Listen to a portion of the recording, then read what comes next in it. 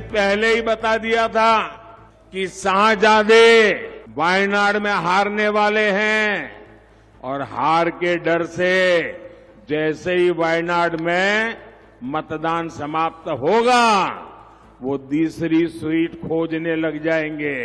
दूसरी सीट पर भी उनके सारे चेले चपाटे कह रहे थे अमेठी आएंगे अमेठी आएंगे, लेकिन अमेठी से भी इतना डर गए, इतने डर गए, वहां से भागकर अब रायबरेली में खोज रहे हैं रास्ता। ये लोग घूम घूम कर सबको कहते हैं डरो मत। मैं भी आज उन्हें कहता हूं और बड़े जी भर के कहता हूं, अरे डरो मत, ഭാഗോ മത്. ഒരു രാഷ്ട്രീയ മൊറാലിറ്റിക്ക് ചേരാത്ത ഒന്നാണ്. മത്സരിക്കുന്നുവെങ്കിൽ മറ്റൊരുത്തു കൂടി മത്സരിക്കുന്നു എന്ന് പറഞ്ഞുകൊണ്ട് അത് വയനാട് മണ്ഡലത്തിലെ ജനങ്ങളെ അറിയിച്ചുകൊണ്ട് ആ തെരഞ്ഞെടുപ്പിനെ നേരിടാമായിരുന്നു എന്നുള്ളതാണ്. ഈ 543 മണ്ഡലങ്ങളിലും ഇങ്ങനെ ഒരാൾ മത്സരിച്ചാലേ ഇന്ത്യ സഖ്യത്തിന് നേട്ടമുണ്ടാകൂ എന്ന് പറയുന്നത് അതിനോടൊന്നും അതെല്ലാം തികച്ചും ബാലിശമാണ്. ലോക്സഭാ തെരഞ്ഞെടുപ്പിൽ ചർച്ചകൾ തുടങ്ങും മുന്നേ തന്നെ തുടങ്ങിയ ചോദ്യമാണ് അമേഠിയിലും റായ്ബറേലിയിലും മത്സരിക്കുമോ ഗാന്ധി കുടുംബം എന്ന ചോദ്യം. വലിയ ചോദ്യത്തിന് വൈകിയാണ് ഉത്തരം. നാമനിർദ്ദേശ പത്രികാ സമർപ്പണത്തിന് മണിക്കൂറുകൾക്ക് മാത്രം മുൻപ് പ്രഖ്യാപനം. രാഹുൽ റായ്ബറേലിയിൽ. വയനാട്ടിൽ തോൽവി ഭയന്നുള്ള ഒളിച്ചോട്ടം എന്ന് പരിഹസിക്കുകയാണ് പ്രധാനമന്ത്രി. അമേഠിയിൽ മത്സരിക്കാൻ പേടിയുണ്ടോ എന്ന ചോദ്യത്തിനിടയിലും ഉത്തരേന്ത്യയിലെ കോൺഗ്രസ് സ്ഥാനാർത്ഥിത്വം ഹിന്ദി ഹൃദയഭൂമിയിൽ ഇന്ത്യ സഖ്യത്തിന് നേട്ടമുണ്ടാക്കുമോ? പ്രിയ പ്രേക്ഷകർക്ക് എൻകൗണ്ടറിലേക്ക് സ്വാഗതം.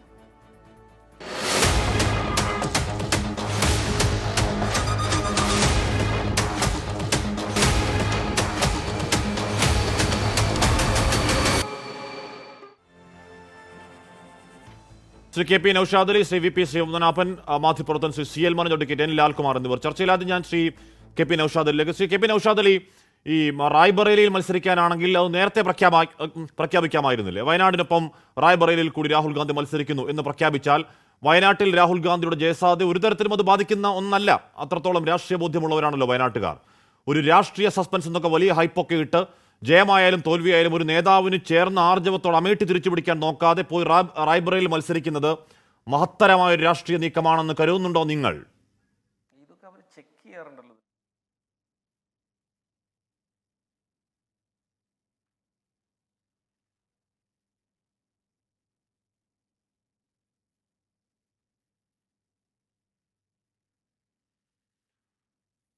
ഞാനെത്താം നൌഷാദ് അലിയിലേക്ക്. ആദ്യം ചെറിയ സാങ്കേതിക പ്രശ്നം ദൗർഭാഗ്യകരമാണ്. ശ്രീ വി പി ശ്രീപത്മനാഭൻ, ഇന്നിപ്പോൾ നരേന്ദ്രമോദി പറയുകയാണ് വയനാട്ടിൽ തോൽവി ഭയന്ന് രാഹുൽ ഗാന്ധി ഉത്തരേന്ത്യയിലേക്ക് വരുന്നു, റായ്ബറേലിയിൽ മത്സരിക്കുന്നു. വയനാട്ടിൽ രാഹുൽ ഗാന്ധി തോൽക്കും എന്ന് പ്രധാനമന്ത്രിയോട് പറഞ്ഞു കൊടുത്ത ആരാണെന്നറിയില്ല. ശ്രീ 2014 വഡോദരയിൽ വാരണാസിയിൽ നരേന്ദ്രമോദി, എൽ കെ അദ്വാനി 91 ന്യൂഡൽഹി ഗാന്ധിനഗർ, 57 അടൽ ബിഹാരി വാജ്പേയി മത്സരിച്ചത് രണ്ടിടത്തല്ല മൂന്നിടത്താണ്. മധുര, ലക്നൗ, ബൽറാംപൂർ. 91 വിദിഷ ലക്നൗ, 96 ഗാന്ധിനഗർ ലക്നൗ. അങ്ങനെ നിങ്ങളുടെ നേതാക്കളൊക്കെ രണ്ടിടത്തും മൂന്നിടത്തും മത്സരിച്ച പാരമ്പര്യമുള്ള നിങ്ങൾ രാഹുൽ ഗാന്ധി രണ്ടാമതൊരു സ്ഥലത്ത് മത്സരിക്കുന്നതിനെ അങ്ങനെ അങ്ങ് പരിഹസിക്കാൻ അവകാശമുണ്ടോ ശ്രീ പത്മനാഭൻ? അത് അങ്ങനെയല്ല അതിനെ കാണേണ്ടത്. കേവലം ഒരാൾ ഒന്നിലധികം സീറ്റിൽ മത്സരിക്കുന്ന ഒരു കാര്യമായിട്ടല്ല കാണേണ്ടത്. ഈ അമേഠി മണ്ഡലം അല്ലെങ്കിൽ റായ്ബറേലി മണ്ഡലം എന്നൊക്കെ പറയുന്നത് ഒരു കുടുംബം പതിറ്റാണ്ടുകളോളം കൈവശം വെച്ച് അനുഭവിച്ച്, എന്നാൽ അവിടുത്തെ വോട്ടർമാർക്ക് ജനങ്ങൾക്ക് ഒന്നും കിട്ടാതെ തിരിച്ച് ഇങ്ങനെ ഒരു VVIPമാരാണല്ലോ അവിടെ നിന്നും ജയിച്ചവരൊക്കെ. 977 റായ്ബറയിൽ നിന്ന് രാജു നാരായണൻ ജയിച്ചപ്പോൾ അദ്ദേഹം അപ്പോഴും മന്ത്രിയായിട്ടുണ്ട്. അമേഠിയിൽ നിന്ന് രവീന്ദ്ര പ്രതാപ് സിംഗ് ആണ് ജയിച്ചത്, ജനസംഘ ബാക്ക്ഗ്രൗണ്ടുള്ള. അദ്ദേഹം മാത്രമായിരുന്നു ഒരു VVIP അല്ല ഒരാൾ. അതിനുശേഷം 98 BJPക്ക് അമേഠി കിട്ടിയിട്ടുണ്ട് സഞ്ജയ് സിംഗിലൂടെ. സഞ്ജയ് സിംഗ് ഒരു VVIP ആണ്, കാരണം അദ്ദേഹം അവിടുത്തെ ലോക്കൽ രാജാവാണ്. അപ്പോൾ ഇങ്ങനെ VVIPമാരെ ജയിപ്പിച്ച മണ്ഡലം, പ്രത്യേകിച്ച് കോൺഗ്രസിൻ്റെ VVIPമാരെ, അതിലും പ്രത്യേകിച്ച് നെഹ്റു കുടുംബത്തിലെ VVIPമാരെ മത്സരിച്ച മണ്ഡലം സുരക്ഷിതമായി കൈവശം ഇരിക്കെ ഇവർ ആ മണ്ഡലം വിട്ട് വേറെ പാളയങ്ങളെ തേടി പോകുന്നു. പിന്നീട് അമേഠി ഉപേക്ഷിക്കുന്നു. ഉത്തർപ്രദേശിൽ കോൺഗ്രസിൻ്റെ ഏക സിറ്റിംഗ് സീറ്റായ റായ്ബറേലിയിലേക്ക് രാഹുൽ ഗാന്ധി അവിടുന്ന് രാജ്യസഭയിലേക്ക് പോയ ഒഴിവിലേക്ക് പോകുന്നു. ഇതൊക്കെ രാഷ്ട്രീയ പലായനമാണ്. രാഷ്ട്രീയ പാലായനമാണിത്. അവിടെയാണ് ഇതിന്റെ ഒരു പ്രത്യേകതയുള്ളത്. അല്ലാണ്ട് ഒരാൾക്ക് എത്ര സീറ്റിൽ വേണേൽ മത്സരിക്കാം. താങ്കൾ ഈ പറഞ്ഞതിന്റെ ക്രക്സ് എന്താണ്? ഇതൊരു താങ്കൾ ഈ പറഞ്ഞതിന്റെ ക്രക്സ് രണ്ടിടത്ത് മത്സരിക്കുന്നു എന്നുള്ളതാണ്. താങ്കൾ അങ്ങനെ വിശാലമായി പറഞ്ഞുവെങ്കിലും അത് പറഞ്ഞതിന്റെ നക്ഷൽ എന്താണ്? രണ്ടിടത്ത് മത്സരിക്കുന്നു. ഇപ്പൊ വഡോദരയിൽ മത്സരിച്ചു നരേന്ദ്രമോദി, വാരണാസിയിൽ മത്സരിച്ചു, വഡോദര ഒഴിവാക്കി പോയില്ലേ വാരണാസിയിലേക്ക്? അപ്പൊ പലായനമായിരുന്നു അത്. ഇതൊക്കെ തെരഞ്ഞെടുപ്പിലുള്ളതല്ലേ? ഇത് പാലായനമാണ്. കാരണം അല്ല, അങ്ങനെ തെരഞ്ഞെടുപ്പിലുള്ളതല്ല. കാരണം ഇന്ത്യയിലെ ഒരു വ്യക്തികൾക്കോ ഒരു കുടുംബത്തിനോ കിട്ടാത്ത ഒരു ആനുകൂല്യമാണ് ഇവർക്ക് കിട്ടിയത്. ഇവർ 2 മണ്ഡലം ഇവരെ കൈവശം വെച്ചിട്ട്, ഞാൻ ആ 2 മണ്ഡലത്തെ പറ്റി പറയാം. അമേഠിയിലെ ആദ്യത്തെ മെഡിക്കൽ കോളേജ് വരുന്നത് ഈ അടുത്ത കാലത്താണ്, അതായത് 1-2 കൊല്ലത്തിനുള്ളിലാണ്. ഇവർ 40 വർഷം കൈവശം വെച്ചിട്ട് എന്ത് ചെയ്തു? അമേഠിക്ക് റോഡ് ധാറ് ചെയ്തില്ല, കുടിവെള്ളമില്ല, ശൗചാലയങ്ങളില്ല, വീടുകളില്ല. കുടിലിൽ നിന്നും രാഹുൽ ഗാന്ധി പുറത്തു വരുന്ന ചിത്രം, കുടിലിൽ നിന്നും രാജീവ് ഗാന്ധി പുറത്തു വരുന്ന ചിത്രം, കുടിലിൻ്റെ മുമ്പിൽ നിന്നും ഇന്ദിരാഗാന്ധി പുറത്തു വരുന്ന ചിത്രം. ഇന്ന് ആവാസ് യോജന പദ്ധതി പ്രകാരം 40,000 വീട് അമേഠി ജില്ലയിൽ ഉണ്ടാക്കിയിട്ടുണ്ട്. റായ്ബറേലിയിൽ all India institute of medical science വന്നു. കാരണം റായ്ബറേലിയിൽ ഈ സ്ഥാപനം കടലാസിൽ എഴുതി വെച്ച് പോയതാണ് ഈ UPA സർക്കാർ. അത് യാഥാർത്ഥ്യമാക്കിയത് ഞങ്ങളാണ്. അമേഠിയിൽ ഒരു സൈക്കിൾ ഫാക്ടറി തുടങ്ങാൻ വേണ്ടി ഭൂമി ഏറ്റെടുത്ത് അവിടെ രാജീവ് ഗാന്ധി ഫൗണ്ടേഷൻ്റെ ഗസ്റ്റ് ഹൗസ് ഉണ്ടാക്കി ഇവർക്ക് താമസിക്കാൻ. അമേഠിയിൽ കുടിവെള്ളമില്ലാത്ത അമേഠി, ഞാൻ ചോദിക്കട്ടെ, ഗൗരിഗഞ്ച് റെയിൽവേ സ്റ്റേഷൻ നമ്മളത് വികസന പ്രശ്നമാണ്, നമ്മളത് കുറച്ചുകൂടി വിശാലമായി ചർച്ച ചെയ്യേണ്ടതാണ്. അങ്ങനെയെങ്കിൽ UPയുടെ മറ്റ് സ്ഥലങ്ങളിൽ എന്തൊക്കെയാണ് നമുക്ക് വിശാലമായി ചർച്ച. പക്ഷേ ഇവിടെ പ്രശ്നം എന്താണ്? ഇവിടെ പ്രധാനമന്ത്രി നരേന്ദ്രമോദി പറയുന്നത് വയനാട്ടിൽ തോൽക്കുമെന്ന് ഉറപ്പുള്ള രാഹുൽ ഗാന്ധി ഇങ്ങോട്ടേക്ക് വരുന്നു. അപ്പോൾ രണ്ടാമതൊരു സീറ്റ് മത്സരിക്കുന്നത് അപരാധമായി പറയുകയാണ് പ്രധാനമന്ത്രി നരേന്ദ്രമോദി. ഷെഹൻഷാ അല്ലെങ്കിൽ ഷെഹസാദ എന്ന പരിഹാസമൊക്കെയായി. സാറേ, എൻ്റെ ആദ്യ ചോദ്യം, വഡോദരയിൽ മത്സരിച്ച പ്രധാനമന്ത്രി വാരണാസിയിലേക്ക് പോയത് തോൽവി ഭയന്നാണോ? വഡോദര ഇട്ടൊഴിഞ്ഞ് വാരണാസി എടുത്തത് പലായനമാണോ? ആ ചോദ്യം അവിടെ നിൽക്കാനല്ലേ? അടൽ ബിഹാരി വാജ്പേയി 3 മണ്ഡലങ്ങളിൽ തോൽവി ഭയന്നായിരുന്നോ? അദ്വാനി 2 മണ്ഡലങ്ങളിൽ തോൽവി ഭയന്നായിരുന്നോ? ബറോഡയിലെ നരേന്ദ്രമോദിയുടെ ഭൂരിപക്ഷം എത്രയാ? 4 ലക്ഷം. വാരാണസിയിലെ ആദ്യത്തെ ഭൂരിപക്ഷം 2 ലക്ഷം. കഴിഞ്ഞ തവണ 5 ലക്ഷം. ഇത്തവണ പ്രതീക്ഷിക്കുന്നത് 7 ലക്ഷമാണ്. അപ്പോൾ അതൊന്നും ഇതിനായിട്ട് ഇക്വേറ്റ് ചെയ്യാൻ പറ്റില്ല. ഈ എങ്ങനെ തോറ്റു നെഹ്റു കുടുംബം അമേഠിയിൽ, അത് ചർച്ച ചെയ്യേണ്ട വിഷയമാണ്. എങ്ങനെ തോറ്റു നെഹ്റു കുടുംബം? ഞാനൊക്കെ സ്കൂളിൽ കോളേജിൽ പഠിക്കുന്ന സമയത്ത് എന്നെയൊക്കെ നമുക്ക് നൗഷാദിനോട് ചോദിക്കാം. ഞാൻ അങ്ങനെ എത്താം. KP നൗഷാദ് അലി, അതായത് ജയറാം രമേശിന്റെ ട്വീറ്റിൽ പറയുന്നത് എന്താണ് the party leadership takes A decision after much discussion and as part of a larger strategy. The single decision has befuddled the BJP, its supporters and sycophants. The BJP self-proclaimed Chanakya who used to talk about Parambaraga seat is now not sure how to respond എന്നൊക്കെ പറഞ്ഞ് എന്തുകൊണ്ട് അമേഠിയിൽ മത്സരിക്കുന്നില്ല എന്നുള്ളത് ന്യായീകരണങ്ങൾ നിരത്തുകയാണ്. എന്തോ ദീർഘനാളത്തെ ആലോചനയിൽ ദീർഘനാളത്തെ എന്തോ തന്ത്രപരമായ chess move എന്നൊക്കെ ജയറാം രമേശ് പറയുകയാണ്. എന്ത് സ്ട്രാറ്റജി, എന്ത് chess move? KP Naushad Ali, Hashmi, ഇവിടെ ഈ റായ്ബറേലി ആയാലും അമേഠി ആയാലും ഒക്കെ കോൺഗ്രസിനും നെഹ്റു കുടുംബത്തിനൊക്കെ വൈകാരികമായ അടുപ്പമുള്ള, കടപ്പാടുള്ള, ബന്ധങ്ങളുള്ള മണ്ഡലങ്ങളാണ്. റായ്ബറേലിയിൽ ഫിറോസ് ഗാന്ധി മത്സരിച്ച് ജയിച്ചിട്ടുണ്ട്. സോണിയാഗാന്ധി തൊട്ട് ഇന്ദിരാഗാന്ധി ദീർഘനാൾ പ്രതിനിധീകരിച്ചിട്ടുണ്ട്. അത്തരത്തിൽ വലിയ ബന്ധങ്ങളുള്ള ഒരു മണ്ഡലമാണ് അവിടെ. തീർച്ചയായിട്ടും രാഹുൽ ഗാന്ധി ഇത്തവണ സോണിയാഗാന്ധി അവിടെ മത്സരിക്കാത്ത സാഹചര്യത്തിൽ റായ്ബറേലിയിൽ മത്സരിക്കുന്നു. എന്താ അതിനൊക്കെ ഇത്ര വലിയ എന്ത് പ്രത്യേകതയാണ്, അല്ലെങ്കിൽ എന്തൊരു ആശ്ചര്യജനകമായ എന്താണ് അവിടെ ഉള്ളത് എന്നൊന്ന് അറിഞ്ഞാൽ കൊള്ളാമായിരുന്നു. ഇവിടെ അമേഠി ആയാലും റായ്ബറേലി ആയാലും 2 കണ്ണുകൾ പോലെയാണ്. അവിടെ ഒരിടത്ത് മത്സരിക്കുന്നു, അത്രയേ ഉള്ളൂ. അതിൻ്റെ അപ്പുറത്ത് ഇതിനകത്ത് നിങ്ങൾ വേറെ എന്തെങ്കിലുമൊക്കെ രാഷ്ട്രീയം അതിനകത്തില്ല. പിന്നെ മറ്റൊരു കാര്യം, ഇങ്ങനെ സ്മൃതി ഇറാനിയെ അങ്ങനെ രാഹുൽ ഗാന്ധി തന്നെ തോൽപ്പിക്കണ്ട. ഞങ്ങൾ പറഞ്ഞേക്കുന്ന ഒരു സ്ഥാനാർത്ഥി പ്രതിനിധിയുടെ മുമ്പിൽ അവർ തോൽക്കുന്നത് നമുക്ക് കാണാം. ഇന്നിപ്പോൾ യോഗേന്ദ്ര യാദവിൻ്റെയൊക്കെ വലിയ രാഷ്ട്രീയ നിരീക്ഷണം നമ്മുടെ മുമ്പിൽ വന്നിട്ടുണ്ട്. UPയിൽ 50 സീറ്റ് പോലും BJP തേക്കില്ല എന്നാണ് അദ്ദേഹം പറഞ്ഞത്. കഴിഞ്ഞ നിയമസഭാ തെരഞ്ഞെടുപ്പിൽ അഖിലേഷ് സിംഗ് UPയുടെ മുഖ്യമന്ത്രി ആവില്ല എന്ന് നിരീക്ഷിച്ച ആളാണ് യോഗേന്ദ്ര യാദവ്. ഇതിൻ്റെയൊക്കെ ചിത്രവും സാഹചര്യമൊക്കെ മാറിക്കൊണ്ടിരിക്കുകയാണ് ഹാഷ്മി. ഇവിടെ KP നൗഷാദ് അലി, അമേഠി എന്ന് പറയുന്ന നിങ്ങളുടെ പരമ്പരാഗത സീറ്റ് നിങ്ങൾ നഷ്ടപ്പെട്ടു കഴിഞ്ഞ തവണ. അതിനു മുമ്പ് സ്മൃതി ഇറാനി ആദ്യമായി അമേഠിയിലേക്ക് മത്സരിക്കാൻ എത്തുമ്പോൾ പ്രിയങ്ക ഗാന്ധിയോട് ചോദിക്കുമ്പോൾ പ്രിയങ്ക ഗാന്ധിയുടെ മറുചോദ്യം ഹു ഈസ് സ്മൃതി ഇറാനി എന്നുള്ളതാണ്. ആരാണ് കേൾക്കാത്ത ആളാണല്ലോ എന്ന ചോദ്യത്തിൽ നിന്ന് സ്മൃതി ഇറാനി ആ മണ്ഡലം പിടിച്ചു. അത് കൈവിട്ടുപോയി. അത് തിരിച്ചുപിടിക്കുക എന്ന് പറയുന്നത് രാഷ്ട്രീയ പ്രവർത്തനമല്ലേ? അത് തിരിച്ചുപിടിക്കുക എന്നുള്ളത് നേർക്കുനേർ പോരാട്ടം ഞാൻ തയ്യാറാണ് എന്നുള്ള സന്ദേശമല്ലേ? അവിടെ തന്നെയല്ലേ മത്സരിക്കേണ്ടത് രാഹുൽ ഗാന്ധി? അതല്ലേ ഒരു നേതാവിന് ചേർന്ന ഇച്ഛാശക്തി, will power? K P Naushad Ali, ഇവിടെ 1977 തെരഞ്ഞെടുപ്പിൽ രാജ്മോഹനോട് ഇന്ദിരാഗാന്ധി പരാജയപ്പെട്ടിട്ടുണ്ട് റായ്ബറേലിയിൽ. ഈ റായ്ബറേലിയിലും പരാജയപ്പെട്ടിട്ടുണ്ട്. അങ്ങനെ നിങ്ങൾ ഈ 2 സീറ്റിനെയും വേർതിരിച്ച് കണ്ട് ഇന്നയിടത്ത് തന്നെ മത്സരിക്കണമെന്നും ഇന്നയിടത്ത് മത്സരിക്കാത്തത് ഇന്ന കാരണങ്ങൾ കൊണ്ടാണെന്നൊക്കെ നിങ്ങൾക്ക് സ്വാഭാവികമായിട്ട് വ്യാഖ്യാനിക്കാനും പറയാനും ഒക്കെയുള്ള അവസരവും സ്വാതന്ത്ര്യം കൊണ്ട് അതിനകത്തൊന്നും ഞാൻ ഇടപെടുന്നില്ല. പക്ഷേ ഇതിനകത്ത് പ്രത്യേകിച്ച് ആശ്ചര്യത്തിനുള്ള ഒരു തരത്തിലുള്ള വസ്തുതകളും അതിനകത്തില്ല. ഈ റായ്ബറേലി സോണിയാഗാന്ധി മത്സരിക്കാതെ മാറി നിൽക്കുന്ന ഒരു രാജ്യസഭാംഗമായി ആ സീറ്റിൽ തീർച്ചയായിട്ടും വളരെ ഗൗരവപൂർണമായ ഒരു സ്ഥാനാർത്ഥി നിർണയത്തിന് കോൺഗ്രസ് പാർട്ടിക്കും പ്രത്യേകിച്ച് നെഹ്റു കുടുംബത്തിനൊക്കെ ഒരു ബാധ്യതയുണ്ട്. അതവർ നിറവേറ്റി എന്നുള്ളത് മാത്രമാണ്.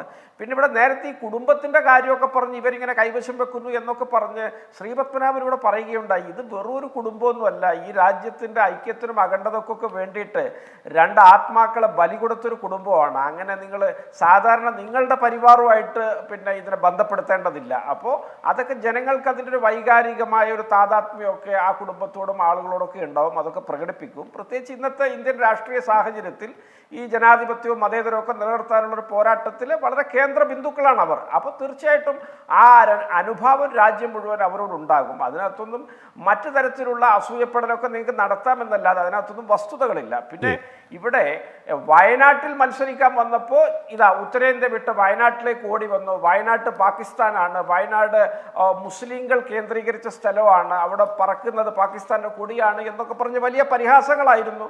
ഇപ്പം വയനാട്ടിൽ മത്സരിച്ചു. അതേപോലെ തന്നെ ഉത്തരേന്ത്യയിലൊരു മണ്ഡലത്തിലും കൂടി മത്സരിക്കാൻ കഴിഞ്ഞ കാലങ്ങളിൽ ഉള്ളതുപോലൊരു തീരുമാനം കോൺഗ്രസും രാഹുൽ ഗാന്ധി എടുക്കുന്നു.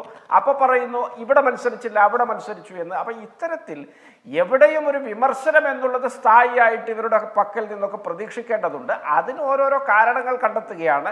ഇപ്പൊ കണ്ടെത്തിയ കാരണം തീർത്തും ബാലിശമാണ്. നമുക്ക് ചിരി വരും. നിങ്ങൾ നേരത്തെ പറഞ്ഞ മാതിരി 1957 വാജ്പേയി 3 മണ്ഡലത്തിൽ മത്സരിച്ചിട്ടുണ്ട്. 67 91 2 മണ്ഡലത്തിൽ മത്സരിച്ചിട്ടുണ്ട്. 1971 BJD അല്ലെങ്കിൽ ബിജു ജനതാദളിന്റെ ബിജു പട്നായിക്ക് 4 അസംബ്ലി മണ്ഡലത്തിലും 1 പാർലമെന്റ് മണ്ഡലത്തിലും ഒരേ സമയം മത്സരിച്ചിട്ടുണ്ട്. LK അദ്വാനി മത്സരിച്ചിട്ടുണ്ട്. 2014 നരേന്ദ്രമോദി മത്സരിച്ച് നിങ്ങൾ പറഞ്ഞു. ഇന്ദിരാഗാന്ധി മത്സരിച്ചിട്ടുണ്ട്. K കരുണാകരൻ മാളയിലും നേമത്തും കേരളത്തിൽ മത്സരിച്ചിട്ടുണ്ട്. അങ്ങനെ നിയമസഭയിലും ലോക്സഭയിലും ഒക്കെ ആയിട്ട് ഇത്തരത്തിലുള്ള മത്സരങ്ങൾ സ്വാഭാവികമാണ്. 1996 നിയമം മൂലം 2-ലധികം സ്ഥലത്ത് മത്സരിക്കാൻ പാടില്ല എന്നൊരു ആക്ട് കൊണ്ടുവന്നിട്ടുണ്ട്. അതുകൊണ്ട് 2 സ്ഥലത്തെ മത്സരിക്കാൻ കഴിയുകയുള്ളൂ. എന്താ ഇവർ ആന്ധ്രാപ്രദേശിലൊന്ന് പോയി നരേന്ദ്രമോദി മത്സരിക്കട്ടെ. 84 ഇവർക്ക് ആകെ 2 സീറ്റ് കിട്ടിയ കാലത്ത് 1 സീറ്റ് ജയിച്ചത് ആന്ധ്രാപ്രദേശിൽ നിന്നായിരുന്നു. നരേന്ദ്രമോദിക്ക് ധൈര്യമുണ്ടോ? ഡെക്കാൻ പീഠഭൂമിക്ക് തെക്കോട്ട് വന്ന് ഇവിടെ നിന്നെങ്കിലും മത്സരിക്കാൻ ഇവരാരെങ്കിലും എന്തെങ്കിലും തരത്തിലുള്ള ആ ധൈര്യം കാണിക്കുന്നുണ്ടോ? നരേന്ദ്രമോദി പോട്ടെ, അമിത്ഷാ വന്ന് മത്സരിക്കട്ടെ, JP നഡ്ഡ വന്ന് മത്സരിക്കട്ടെ, അവരുടെ ഏതെങ്കിലും പ്രധാനപ്പെട്ട നേതാക്കൾ വന്ന് മത്സരിക്കട്ടെ. ഇവരെവിടെയും മത്സരിക്കില്ല. നെഹ്റു കുടുംബവും കോൺഗ്രസ് പാർട്ടിയും ഒക്കെ രാജ്യത്തിന്റെ ഏതു ഭാഗത്തും മത്സരിക്കും. UP-യിലും മത്സരിക്കും, കേരളത്തിലും മത്സരിക്കും, കർണാടകയിലും മത്സരിക്കും, ആന്ധ്രയിലും മത്സരിക്കും, ഡൽഹിയിലൊക്കെ മത്സരിക്കും. അത് ഞങ്ങളുടെ രാഷ്ട്രീയപരമായ ഞങ്ങളുടെ ഒരു ഇച്ഛാശക്തിയും ജനങ്ങളിലുള്ള വിശ്വാസവുമാണ്. അത് ഇത്തവണയും ഉണ്ട്. രാഹുൽ ഗാന്ധി 2 ശരി ഞാൻ ചോദ്യം ഞാൻ BJP ചോദിക്കാം. ഞാൻ CL മനോജ്, ഇവിടെ ഇത്തവണ 400 പാർ എന്ന വലിയ അവകാശവാദങ്ങളിലേക്കൊക്കെ BJPക്ക് പോകണമെങ്കിൽ UP അതിപ്രധാനമാണ്. UP-യിലെ ഏറ്റവും അധികം ലോക്സഭാ സീറ്റുകൾ പ്രധാനമാണ്. 2014 നിന്ന് 2019 എത്തിയപ്പോൾ തന്നെ അതിദേശീയതയുടെ അന്തരീക്ഷത്തിന് BJPക്ക് അവിടെ 89 സീറ്റുകൾ കുറവാണ്. ഈ പോയ നിയമസഭാ തെരഞ്ഞെടുപ്പിൽ 2017 312 സീറ്റുകളാണെങ്കിൽ അധികാരത്തിൽ വന്നതെങ്കിൽ 2022 ആകുമ്പോഴേക്കും 252 സീറ്റുകളെ കുറയുന്നു. 56-57 സീറ്റുകളുടെ നഷ്ടമാണ്. അന്ന് 111 സീറ്റുകളുമായി SP കരുത്ത് കാണിച്ചു. അതിദേശീയത തരംഗമോ മോദി തരംഗമോ ഒന്നും കാണാത്തൊരു തെരഞ്ഞെടുപ്പിൽ രാഹുലിൻ്റെ കാൻഡിഡേച്ചർ എന്താണ് ഇവിടെ അമേഠിയിൽ മത്സരിക്കാതെ പേടി ഭയന്നാണെന്ന് ചോദ്യത്തിനിടയിലും ഇന്ത്യ സഖ്യത്തിന് എന്ത് ഇമ്പാക്റ്റ് ഉണ്ടാകും എന്നാണ് സർക്കാർ കരുതേണ്ടത്?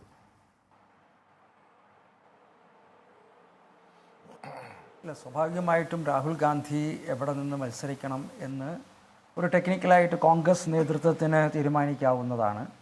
പക്ഷേ കോൺഗ്രസിൻ്റെ നേതൃത്വത്തിനെ റിപ്രസെൻ്റ് ചെയ്യുന്ന UP കോൺഗ്രസ് കമ്മിറ്റിയും സെൻട്രൽ ഇലക്ഷൻ കമ്മിറ്റിയും കൊണ്ടുവന്ന റെക്കമെൻഡേഷനിൽ രാഹുൽ ഗാന്ധി അമേഠിയിൽ നിന്നും പ്രിയങ്ക ഗാന്ധി വദ്ര റായ്ബറേലിയിൽ നിന്നും മത്സരിക്കണമെന്നാണ്. പാർട്ടിയുടെ ഒരു അഭിലാഷം തന്നെയായിരുന്നു അത്. നമുക്ക് മനസ്സിലാവുന്നത് ഇന്ന് തന്നെ രാഹുൽ ഗാന്ധിയുടെ സ്റ്റേറ്റ്മെൻറ്റിൽ അദ്ദേഹത്തിൻ്റെ അമ്മ പറഞ്ഞതനുസരിച്ചു എന്നാണ് പറഞ്ഞത്. അപ്പോൾ താങ്കൾ പറഞ്ഞ ഒരു പൊളിറ്റിക്കൽ ബാക്ക്ഗ്രൗണ്ട് ഇലക്ഷൻ്റെ ആ ബാക്ക്ഗ്രൗണ്ടിനെ കൂടി കണ്ടുകൊണ്ടായിരിക്കും യു പിയിലെ കോൺഗ്രസ് നേതാക്കന്മാരും സെൻട്രൽ ഇലക്ഷൻ കമ്മിറ്റിയും കഴിഞ്ഞ തെരഞ്ഞെടുപ്പിൽ രാഹുൽ ഗാന്ധിക്ക് പരാജയപ്പെട്ട അമേഠിയിൽ അവരുടെ കുടുംബം സ്ഥിരമായുള്ള അവരുടെ 2 സീറ്റുകളിൽ ഒന്നായ അവിടെ ഇന്ത്യ അലയൻസിൻ്റെ പ്രധാനപ്പെട്ട നേതാവ് കഴിഞ്ഞ 2 വർഷങ്ങളായിട്ട് ഒരു ഭാരത് ജോഡോ യാത്ര 2 പ്രാവശ്യം നടത്തി ഇന്ത്യയിലെ ജനങ്ങളോട് ബി ജെ പിക്കെതിരായിട്ട് മൊബിലൈസ് ചെയ്യാൻ നടന്ന ഒരു നേതാവ് എന്ന നിലയിൽ അദ്ദേഹത്തിന് നഷ്ടപ്പെട്ടു പോയ അതേ സീറ്റിലോട്ട് മടങ്ങി വന്നുകൊണ്ട് തന്നെ ഒരു മത്സരിക്കുമ്പോൾ കോൺഗ്രസ് പാർട്ടി വളരെ ശക്തമായിട്ടും അദ്ദേഹം വളരെ ചലഞ്ചിങ് ആയിട്ട് അദ്ദേഹത്തിന് നഷ്ടപ്പെട്ട സീറ്റിൽ തന്നെ മത്സരിക്കുന്നു എന്ന് പറയുന്ന ഒരു പൊളിറ്റിക്കൽ സിഗ്നലാണല്ലോ യു പി കോൺഗ്രസും കോൺഗ്രസ് സെൻട്രൽ ഇലക്ഷൻ കമ്മിറ്റിയും ആഗ്രഹിക്കുന്നത്. അവരാരും രാഹുൽ ഗാന്ധിയുടെ ഒരു വെൽവിഷേഴ്സാണല്ലോ, അവരുടെ സ്വന്തം പാർട്ടിയുടെ നേതാവാണല്ലോ.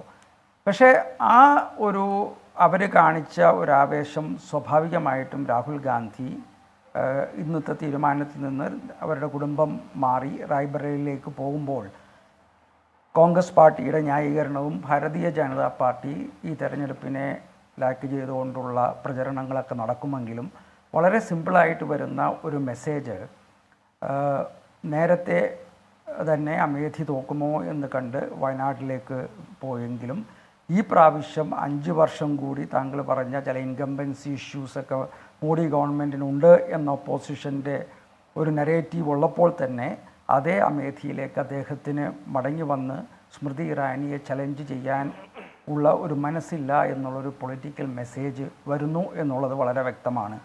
അതിനെ കോൺഗ്രസ് പാർട്ടിക്ക് ചെറുക്കേണ്ട ഉത്തരവാദിത്തമുണ്ട്. അതിനെ കൂടുതൽ രാഷ്ട്രീയപരമായിട്ട് ഉപയോഗിക്കാനുള്ള മാർഗങ്ങൾ സ്വാഭാവികമായിട്ടും ബി ജെ പിയും കോൺഗ്രസിനെ എതിർക്കുന്ന മറ്റ് രാഷ്ട്രീയ പാർട്ടികളും നടത്തും. ഈ സാഹചര്യത്തിൽ അതോടൊപ്പം തന്നെ പ്രിയങ്ക ഗാന്ധി വദ്രയും ഈ തിരഞ്ഞെടുപ്പിൽ മത്സരിക്കണമെന്നാണ് കോൺഗ്രസിൻ്റെ സെൻട്രൽ ഇലക്ഷൻ കമ്മിറ്റിയൊക്കെ പറയുന്നതിൽ അനുസരിച്ചാണല്ലോ സാധാരണ കാര്യങ്ങൾ നടക്കാറ്. കേരളത്തിൽ തന്നെ ചില സിറ്റിംഗ് എം പിമാരും എം എൽ എമാരൊക്കെ സീറ്റ് മാറി വളരെ ചലഞ്ചിങ് ആയിട്ടുള്ള അസൈൻമെൻ്റ് എടുത്തത് നാട്ടുകാർ പറഞ്ഞതുകൊണ്ടോ എതിരാളികൾ പറഞ്ഞതുകൊണ്ടല്ല, കോൺഗ്രസ് പാർട്ടിയുടെ കമ്മിറ്റികളുടെ ഒരു പാർട്ടിയുടെ താല്പര്യം മുൻകരുതി ഉള്ള ഒരു ഡയറക്ഷനാണ്. അപ്പം അങ്ങനെയുള്ള ഒരു കൺവെൻഷൻ സാധാരണഗതിയിലുണ്ട്. ഈ പ്രാവശ്യം രാഹുൽ ഗാന്ധി അമേഠിയിൽ മത്സരിക്കാതെ റായ്ബറേലിയിലേക്ക് പോകുന്നത് എന്തുകൊണ്ടും അദ്ദേഹത്തിൻ്റെയും അദ്ദേഹത്തിൻ്റെ പൊളിറ്റിക്കൽ പാർട്ടിയുടെയും ഈ ഒരു നിർണായക തിരഞ്ഞെടുപ്പിലുള്ള ഒരു ഇന്ത്യ അലയൻസിൻ്റെയും ഉള്ള ഒരു സ്റ്റാൻഡിങ്ങിന് അല്ലെങ്കിൽ ഒരു നരേറ്റീവിന് ഗുണകരമായിട്ടുള്ള ഒരു മെസ്സേജല്ല. പക്ഷേ രാഷ്ട്രീയ പാർട്ടികളുടെ ആളുകൾ അവർക്ക് ഡിഫെൻഡ് ചെയ്യേണ്ട ഒരു ഉത്തരവാദിത്തം ഉള്ളതുകൊണ്ട് അത് ചെയ്യും. പക്ഷേ ജനങ്ങളുടെ ഇടയിലേക്ക് ഇത് വളരെ ശോഭനമായിട്ടുള്ളൊരു മെസ്സേജല്ല എന്നാണ് പൊതുവെ മനസ്സിലാക്കുന്നത്. യെസ്, ഞാൻ കേൾക്കാം. ഷെയ്ൻ ലാൽകുമാർ, ഇവിടെ എന്താണ് ഇപ്പോൾ ഗാന്ധി കുടുംബം എന്നുള്ളത് മോദി എപ്പോഴും പരിഹസിക്കാറുള്ളത് പോലെ പരിഹസിക്കപ്പെട്ട കുടുംബമാണെന്ന് വ്യക്തിപരമായി ഞാനും കരുതുന്നില്ല. ബാക്കി ആ കുടുംബത്തിന് എന്ത് സംഭാവനകൾ വിസ്മരിച്ചാലും 2 രക്തസാക്ഷികളെ രാജ്യത്തിന് വേണ്ടി കൊടുത്ത ഒരു കുടുംബമാണ്. അപ്പോൾ ആ കുടുംബത്തിന് അമേഠിയേക്കാൾ ഈ പറയുന്ന സി എൽ മനോജ് പറയുന്ന പൊളിറ്റിക്കൽ സിഗ്നിഫിക്കൻസ് നിൽക്കുമ്പോൾ തന്നെ അമേഠിയേക്കാൾ കൂടുതൽ വൈകാരിക ബന്ധം ഈ റായ്ബറേലിയുമായി ഉണ്ട്. സോണിയാഗാന്ധി അനാരോഗ്യം ചൂണ്ടിക്കാട്ടി തവണ മത്സരിക്കുന്നില്ല. അപ്പോൾ അതിൻ്റെ തുടർച്ചയിൽ രാഹുൽ ഗാന്ധി അവിടെ മത്സരിക്കട്ടെ എന്ന ആ വൈകാരികത ചെറുഷ് ചെയ്യാനുള്ള അവകാശം ഉറപ്പായും ആ പാർട്ടിക്കില്ലേ ഷെയ്ൻ ലാൽകുമാർ?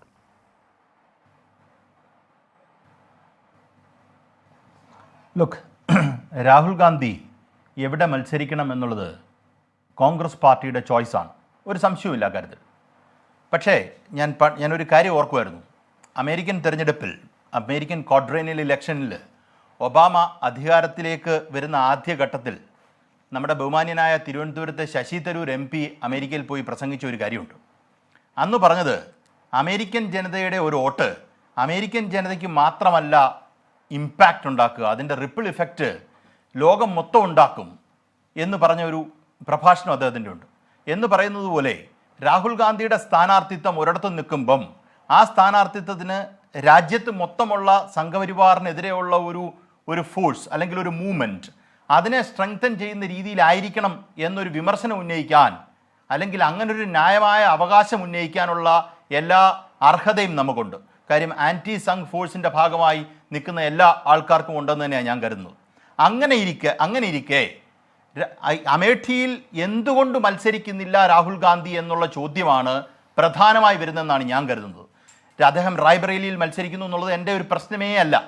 വളരെ ആത്മാർത്ഥമായി പറയാം, അദ്ദേഹത്തിന് റായ്ബറേലിയിലും അമേഠിയിലും മത്സരിക്കാമായിരുന്നു. വയനാട്ടിലേക്ക് എന്തിനാണ് വരുന്നതെന്നുള്ള കാര്യം അടുത്ത വേറെ ചോദ്യമാണ്. അദ്ദേഹത്തിന് അങ്ങനൊരു പ്രശ്നം ഉണ്ടായിരുന്നെങ്കിൽ അമേഠിയിൽ നിന്നും റായ്ബറേലിയിലും അദ്ദേഹത്തിന് മത്സരിക്കാമായിരുന്നു. അപ്പോൾ അദ്ദേഹം അവിടെ ചെയ്യുന്നത് അമേഠിയെ ഒഴിവാക്കുക എന്നുള്ളതാണ്. ആ റായ്ബറേലിയെ ചൂസ് ചെയ്യുകയല്ല ചെയ്യുന്നത്, അമേഠിയെ ഒഴിവാക്കുക. രണ്ടാണ്. ഒരു പൊളിറ്റിക്കൽ ലീഡറെ സംബന്ധിച്ചിടത്തോളം അദ്ദേഹം നോക്കൂ, സ്മൃതി ഇറാനി എന്ന് പറയുന്ന വ്യക്തി ഒരു അതർ പേഴ്സൺ അല്ല. അവരെ സംബന്ധിച്ചിടത്തോളം അവർ വയനാട്ടിൽ വരെ വന്ന് രാഹുൽ ഗാന്ധിയെ വെല്ലുവിളിച്ച ഒരാളാണ്. നിങ്ങൾ അമേഠിയിലേക്ക് വരൂ എന്ന് അവരൊരു 100 പ്രാവശ്യമെങ്കിലും രാഹുൽ ഗാന്ധിയെ വെല്ലുവിളിച്ചിട്ടുണ്ട്. ആ വെല്ലുവിളിക്കുന്നത് വഴിയിൽ കൂടെ പോകുന്ന ആൾക്കാരാരാണ്ട് വെല്ലുവിളിക്കുന്നതിന് നമ്മൾ ഏറ്റെടുക്കേണ്ട കാര്യമില്ല എന്ന് ഒരിക്കൽ കോൺഗ്രസ് പ്രതിനിധി മറ്റൊരു ചർച്ചയിൽ പറഞ്ഞു. അവർ വഴിയിൽ കൂടെ പോകുന്ന ഒരു ലേഡി അല്ല. കാര്യം അവർ രാഹുൽ ഗാന്ധിയെ കഴിഞ്ഞ പ്രാവശ്യം 50,000-ൽ മേളിലുള്ള ഭൂരിപക്ഷത്തിൽ തോൽപ്പിച്ച ഒരാളാണ്. എന്നെ തോൽപ്പിച്ച ഒരാൾ എന്നെ വെല്ലുവിളിക്കുമ്പം അവിടെ ചലഞ്ച് മാറി എന്നാണ് ഞാൻ കരുതുന്നത്.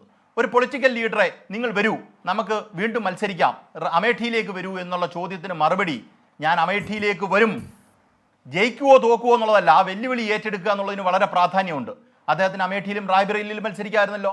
അപ്പം അദ്ദേഹം അമേഠിയിൽ മത്സരിക്കാതിരിക്കുന്നു എന്ന് പറയുന്നത് ഒരു ലീഡർഷിപ്പ് ക്വാളിറ്റിയുടെ ഒരു ലാക്കിംഗ് ലീഡർഷിപ്പ് ക്വാളിറ്റി എന്ന് വേണമെങ്കിൽ വിളിക്കാം. അദ്ദേഹം അവിടെ അമ്പെ പരാജയപ്പെടുന്നു എന്നുള്ള കാര്യത്തിൽ എനിക്കൊരു സംശയമില്ല കാര്യത്തിൽ. അദ്ദേഹം ഭയന്ന് മാറി നിൽക്കുന്നത് പോലെ, ഇതിൽ നിന്ന് ഓടിപ്പോകുന്നത് പോലെ. രാഹുൽ ഗാന്ധിയെക്കുറിച്ച് അങ്ങനെ പറയാൻ ഞാൻ ആഗ്രഹിക്കുന്നില്ല. കാര്യം ഇന്ത്യ മുന്നണിയുടെ തലവനായി വരുന്ന ഒരാളാണ്. ഇന്ത്യ മുന്നണി ചിലപ്പോൾ മുന്നിൽ വന്നു കഴിഞ്ഞാൽ അദ്ദേഹം ചിലപ്പോൾ പ്രധാനമന്ത്രി ആകുമായിരിക്കാം, നമുക്കറിയില്ല. അദ്ദേഹം റായ്ബറേലിയിൽ വലിയ ഭൂരിപക്ഷത്തിൽ ജയിക്കണമെന്ന് ആഗ്രഹിക്കുന്ന ഒരാളാണ് ഞാൻ. UP-യിൽ കോൺഗ്രസിന് വലിയ നേട്ടം ഉണ്ടാകട്ടെ, സമാജ്വാദി പാർട്ടിക്കും കോൺഗ്രസിനും വലിയ നേട്ടം ഉണ്ടാകട്ടെ, ഇവർ മത്സരിക്കുന്നിടത്തെല്ലാം വിജയിക്കട്ടെ എന്ന് വിചാരിക്കുന്ന ഒരാളാണ്. പക്ഷെ അപ്പോഴും സംഘപരിവാറിനെതിരെ വലിയ സമരം നടത്തുന്നു എന്ന് പറയുന്ന ഒരാൾ, സംഘപരിവാറിൻ്റെ ഈ പറയുന്ന സ്റ്റേച്ചർ, രാഹുൽ ഗാന്ധിയുടെ സ്റ്റേച്ചർ ഇല്ലാത്തൊരു ലീഡറാണ് ഈ പറയുന്ന സ്മൃതി ഇറാനി. അവർക്ക് പൊതുപ്രവർത്തന രംഗത്ത് അത്ര പാരമ്പര്യമുള്ള ആളല്ല. കാര്യം അവർ TV സീരിയൽ അഭിനയിച്ചു. ഞാൻ അതിനെ കേട്ടയിൽ ചെയ്ത് പറയുന്നതല്ല, ഡീഗ്രേഡ് ചെയ്ത് പറയുന്നതല്ല. അവർ TV സീരിയൽ മത്സരിച്ചു, പിന്നെ TV സീരിയലിൽ വരുന്നു, ഡിബേറ്റിൽ പങ്കെടുക്കുന്നു. അങ്ങനെ ഈ ജനങ്ങളുടെ ഇടയ്ക്ക് നിന്ന ഒരാളൊന്നുമല്ല. ഈ പ്രാവശ്യം ശേഖർ ഗുപ്തയുടെ ചാനൽ ദ പ്രിന്റിനകത്തെ ഒരു അഭിമുഖത്തിനകത്ത് പറയുന്നു, അവിടുത്തെ ഒരു സീനിയർ മാധ്യമ പ്രവർത്തകൻ പറയുന്നു, അദ്ദേഹം കഴിഞ്ഞ പ്രാവശ്യം അമേഠിയിൽ തോറ്റ ശേഷം അതുവഴി പോയിട്ടേയില്ല. അതുകൊണ്ടാണ് അവർക്ക് കൺഫ്യൂഷൻ. ഗ്രൗണ്ട് റിയാലിറ്റി അമേഠിയിലെ കുറിച്ച് വ്യക്തമായ ധാരണയില്ല എന്ന് ഒരു വിമർശനം പ്രിന്റിൻ്റെ ശേഖർ ഗുപ്തയുടെ ചാനൽ ഉന്നയിക്കുന്നുണ്ട്. കൂടാതെ ഒരു പ്രശ്നം കൂടെ, അമേഠിയിൽ ഗാന്ധി കുടുംബത്തിൽ നിന്ന് തന്നെ, അല്ലെങ്കിൽ നെഹ്റു കുടുംബത്തിൽ നിന്ന് തന്നെ പ്രിയങ്ക ഗാന്ധിക്ക് മത്സരിക്കാമല്ലോ എന്നൊരു ചോദ്യം ചോദിച്ചായിരുന്നു. ആ ചോദ്യത്തിന് വേണ്ട എന്നുള്ള തീരുമാനം എടുത്തിരിക്കുന്നത് രാഹുൽ ഗാന്ധിയുടെ കുടുംബത്തിനകത്തും തന്നെയാണ്. കാരണം അതവർ പറയുന്നത് അമേഠിയിൽ യഥാർത്ഥത്തിൽ രാഹുൽ ഗാന്ധി വർക്ക് ചെയ്തതിനെക്കാട്ടിലും കൂടുതൽ പ്രിയങ്ക ഗാന്ധി വർക്ക് ചെയ്തിട്ടുണ്ടെന്നാണ് അവിടുത്തെ ഗ്രൗണ്ട് ലെവൽ റിപ്പോർട്ട് പറയുന്നത്. അങ്ങനെ രാഹുൽ ഗാന്ധി തോറ്റെടുത്ത് പ്രിയങ്ക ഗാന്ധി അമേഠിയിൽ ചെന്ന് ഈ പറയുന്ന സ്മൃതി ഇറാനിയെ തോപ്പിച്ചാൽ യഥാർത്ഥത്തിൽ ഈ ഒരു ഡീവാല്യുവേഷൻ ഉണ്ടാവും. ആർക്ക്? രാഹുൽ ഗാന്ധിയുടെ ഇമേജിന്. ആ ഇമേജിന് കോട്ടം തട്ടാനുള്ള സാധ്യത ഉള്ളതുകൊണ്ട് പ്രിയങ്ക ഗാന്ധി മത്സരിക്കേണ്ട, അവിടെ അമേഠിയിൽ മത്സരിക്കേണ്ട എന്നുള്ളതാണ് പറയുന്നത്.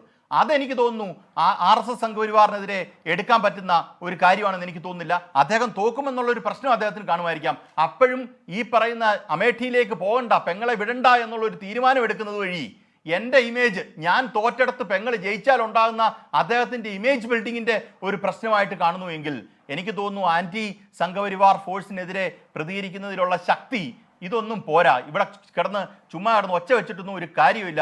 ഞങ്ങളാണ് മുന്നിൽ എന്ന് പറയാമെന്നല്ലാതെ നിങ്ങളാണ് മുന്നിൽ നിന്ന് നമ്മൾ പൊതുജനം പറയണമെങ്കിൽ നിങ്ങൾ മുന്നിൽ നിന്ന് കാണിക്കുക തന്നെ വേണം. അല്ലാതെ അമേഠിയിലേക്ക് എന്നെ വരൂ എന്ന് വീണ്ടും സ്മൃതി ഇറാനി വെല്ലുവിളിക്കുന്നു. അത് നമ്മൾ ആ വെല്ലുവിളി ഏറ്റെടുക്കണമെന്നുള്ള ചോദ്യമുണ്ട്. നിങ്ങളെ തോപ്പിച്ച ഒരാൾ നിങ്ങളെ തോപ്പിച്ച 50,000-ൽ പരം ഭൂരിപക്ഷത്തിൽ തോപ്പിച്ച ഒരാൾ നിങ്ങളെ വെല്ലുവിളിക്കുമ്പം ആ വെല്ലുവിളി ഏറ്റെടുക്കാനുള്ള ബാധ്യത ഉണ്ട് എന്നാണ് ഒരു പൊതുപ്രവർത്തന രംഗത്തെക്കുറിച്ച് അനലൈസ് ചെയ്യുന്ന ഒരാൾ എന്നുള്ള രീതിയിൽ ഞാൻ മനസ്സിലാക്കുന്നത്. അതാണ് ഒരു നേതാവിന് വേണ്ടത്. അത് കാണിച്ചില്ല, അത് രാഹുൽ ഗാന്ധി കാണിച്ചില്ല എന്നുള്ളതാണ്. 1000 വട്ടം ചിലപ്പോൾ തോറ്റേക്കാം. അവിടെ പോയി നിൽക്കുക എന്നുള്ളത് ഒരു പൊളിറ്റിക്കൽ സിഗ്നലാണ്, അത് കൊടുക്കണമായിരുന്നു രാഹുൽ എന്നാണ്. ശ്രീപത്മനാഭൻ, ഇവിടെ ഇതൊക്കെ പറയുമ്പോൾ പോലും ഒരാൾ വെല്ലുവിളിക്കുന്നു, ആ വെല്ലുവിളി ഏറ്റെടുത്ത് അവിടെ പോയി മത്സരിക്കുന്നു എന്നത് മാത്രമല്ല രാഷ്ട്രീയം. ജയറാം രമേശ് അടക്കം പറയുന്നു അത് ലോങ് ടൈം സ്ട്രാറ്റജിയുടെ ഭാഗമായാണ് റായ്ബറേലി. അത് അവർ വിശദീകരിക്കട്ടെ. അവർ ഇപ്പോഴും അത് യുക്തിഭദ്രമായി എന്താണ് ലോങ് ടൈം സ്ട്രാറ്റജി എന്ന് പറയുന്നില്ല, പക്ഷേ അത് യുക്തിഭദ്രമായി അവർ വിശദീകരിക്കട്ടെ. പക്ഷേ ശ്രീപത്മനാഭൻ, ഇവിടെ ഇന്ന് മല്ലികാർജ്ജുൻ ഖാർഗെ പറയുകയാണ് പരാജയ ഭീതിയിലാണ് മോദി, അതുകൊണ്ട് രാഹുലിനെ വിടാതെ പിന്തുടരുന്നു. ഇപ്പോൾ രാജ്യത്താദ്യമായി മോദി ഒരു സ്ഥാനാർത്ഥിക്ക് വേണ്ടി പ്രചരണത്തിന് തുടക്കമിട്ടത് പത്തനംതിട്ടയിലാണ്, അനിൽ ആന്റണിക്ക് വേണ്ടി. അവിടെ ഞാൻ റിപ്പോർട്ട് ചെയ്യാൻ പോയ ആളാണ്. ഒറ്റ പ്രസംഗത്തിൽ മോദി ഗ്യാരണ്ടി എന്ന് ചുരുങ്ങിയത് 11 വട്ടമെങ്കിലും ഉരുവിട്ട് പറഞ്ഞു തുടങ്ങിയ വികസനം പറഞ്ഞു തുടങ്ങിയ 1-ാം ഘട്ടം കൈവിടുന്നു തിരിച്ചറിവിൽ ബെൻസ്വാഡയിൽ തുടങ്ങുന്നുണ്ട് മുസ്ലിം വിദ്വേഷം ചീറ്റൽ. പിന്നെ മധ്യപ്രദേശിൽ അവാസ്തവ പ്രചരണം ആവർത്തിക്കുന്നു. പരമതദ്വേഷം, വർഗീയത, കൊടും വംശീയത ഒന്നും മുറിക്കാതായപ്പോൾ പതിവ് പോലെ പാകിസ്ഥാൻ പിടിക്കുകയാണ് മോദി. മോദി ഗ്യാരണ്ടി ഇപ്പോൾ കേൾക്കാനില്ല, നാരീശക്തി കേൾക്കാനേ ഇല്ല, 400 പാർ ആദ്യഘട്ടത്തിലേക്ക് കേൾക്കാനില്ല. അങ്ങനെ പരിഭ്രാന്തിയിൽ എന്തൊക്കെയോ പറയുമ്പോൾ രാഹുൽ നോർത്തിലേക്ക് കൂടി വരുന്നത് മോദിയുടെ സമനില തെറ്റിച്ചു എന്നാണ് പ്രതിപക്ഷം പറയുന്നത്. ശ്രീ പത്മനാഭൻ, പ്രതിപക്ഷത്തിന് എങ്ങനെ വേണമെങ്കിലും വ്യാഖ്യാനിക്കാം, അത് അതിൻ്റെ സ്വാതന്ത്ര്യം അവർക്കുണ്ട്. BJPയെ സംബന്ധിച്ചിടത്തോളം BJP തെരഞ്ഞെടുപ്പിനെ നേരിടുന്നത് കൃത്യമായ പ്ലാൻ വെച്ചിട്ടാണ്. തെരഞ്ഞെടുപ്പിൻ്റെ തുടക്കത്തിൽ എന്തു പറയണം, മാറി മാറി വരുന്ന ഘട്ടങ്ങളിൽ എന്തു പറയണം, സൗത്ത് ഇന്ത്യയിൽ ഇലക്ഷൻ നടക്കുമ്പോൾ എന്തു പറയണം, വെസ്റ്റേൺ ഇന്ത്യയിൽ ഇലക്ഷൻ നടക്കുമ്പോൾ എന്തു പറയണം, നോർത്ത് ഈസ്റ്റിൽ ഇലക്ഷൻ നടക്കുമ്പോൾ എന്തു പറയണം, ഹിന്ദി ഹൃദയഭൂമിയിൽ ഇലക്ഷൻ നടക്കുമ്പോൾ എന്തു പറയണം, പഹാഡി മേഖല അതായത് ഹിമാചൽ പ്രദേശ്, ഉത്തരാഖണ്ഡ് പോലുള്ള സ്ഥലങ്ങളിൽ ഇലക്ഷൻ നടക്കുമ്പോൾ എന്തു പറയണം, ഇതിനൊക്കെ BJPക്ക് കൃത്യമായ തീരുമാനങ്ങളുണ്ട്, സ്ട്രാറ്റജിയുണ്ട്. BJP എന്തെങ്കിലും അതാത് സമയത്ത് തോന്നുന്നത് വിളിച്ചു പറയുന്ന ഒരു പാർട്ടിയല്ല. BJP കൃത്യമായ പ്ലാനിന്റെ അടിസ്ഥാനത്തിലാണ് BJP മോദി ഗ്യാരണ്ടിയെ പറ്റി പറയുമ്പോൾ എവിടെയാണ് നിങ്ങൾ പറഞ്ഞ വർഷം 1 കോടി തൊഴിലവസരമെന്ന് ഗ്രൗണ്ടിൽ ആളുകൾ ചോദിക്കുന്നു. ഇപ്പം നാരീശക്തിയെ പറ്റി മിണ്ടാൻ പറ്റുമോ?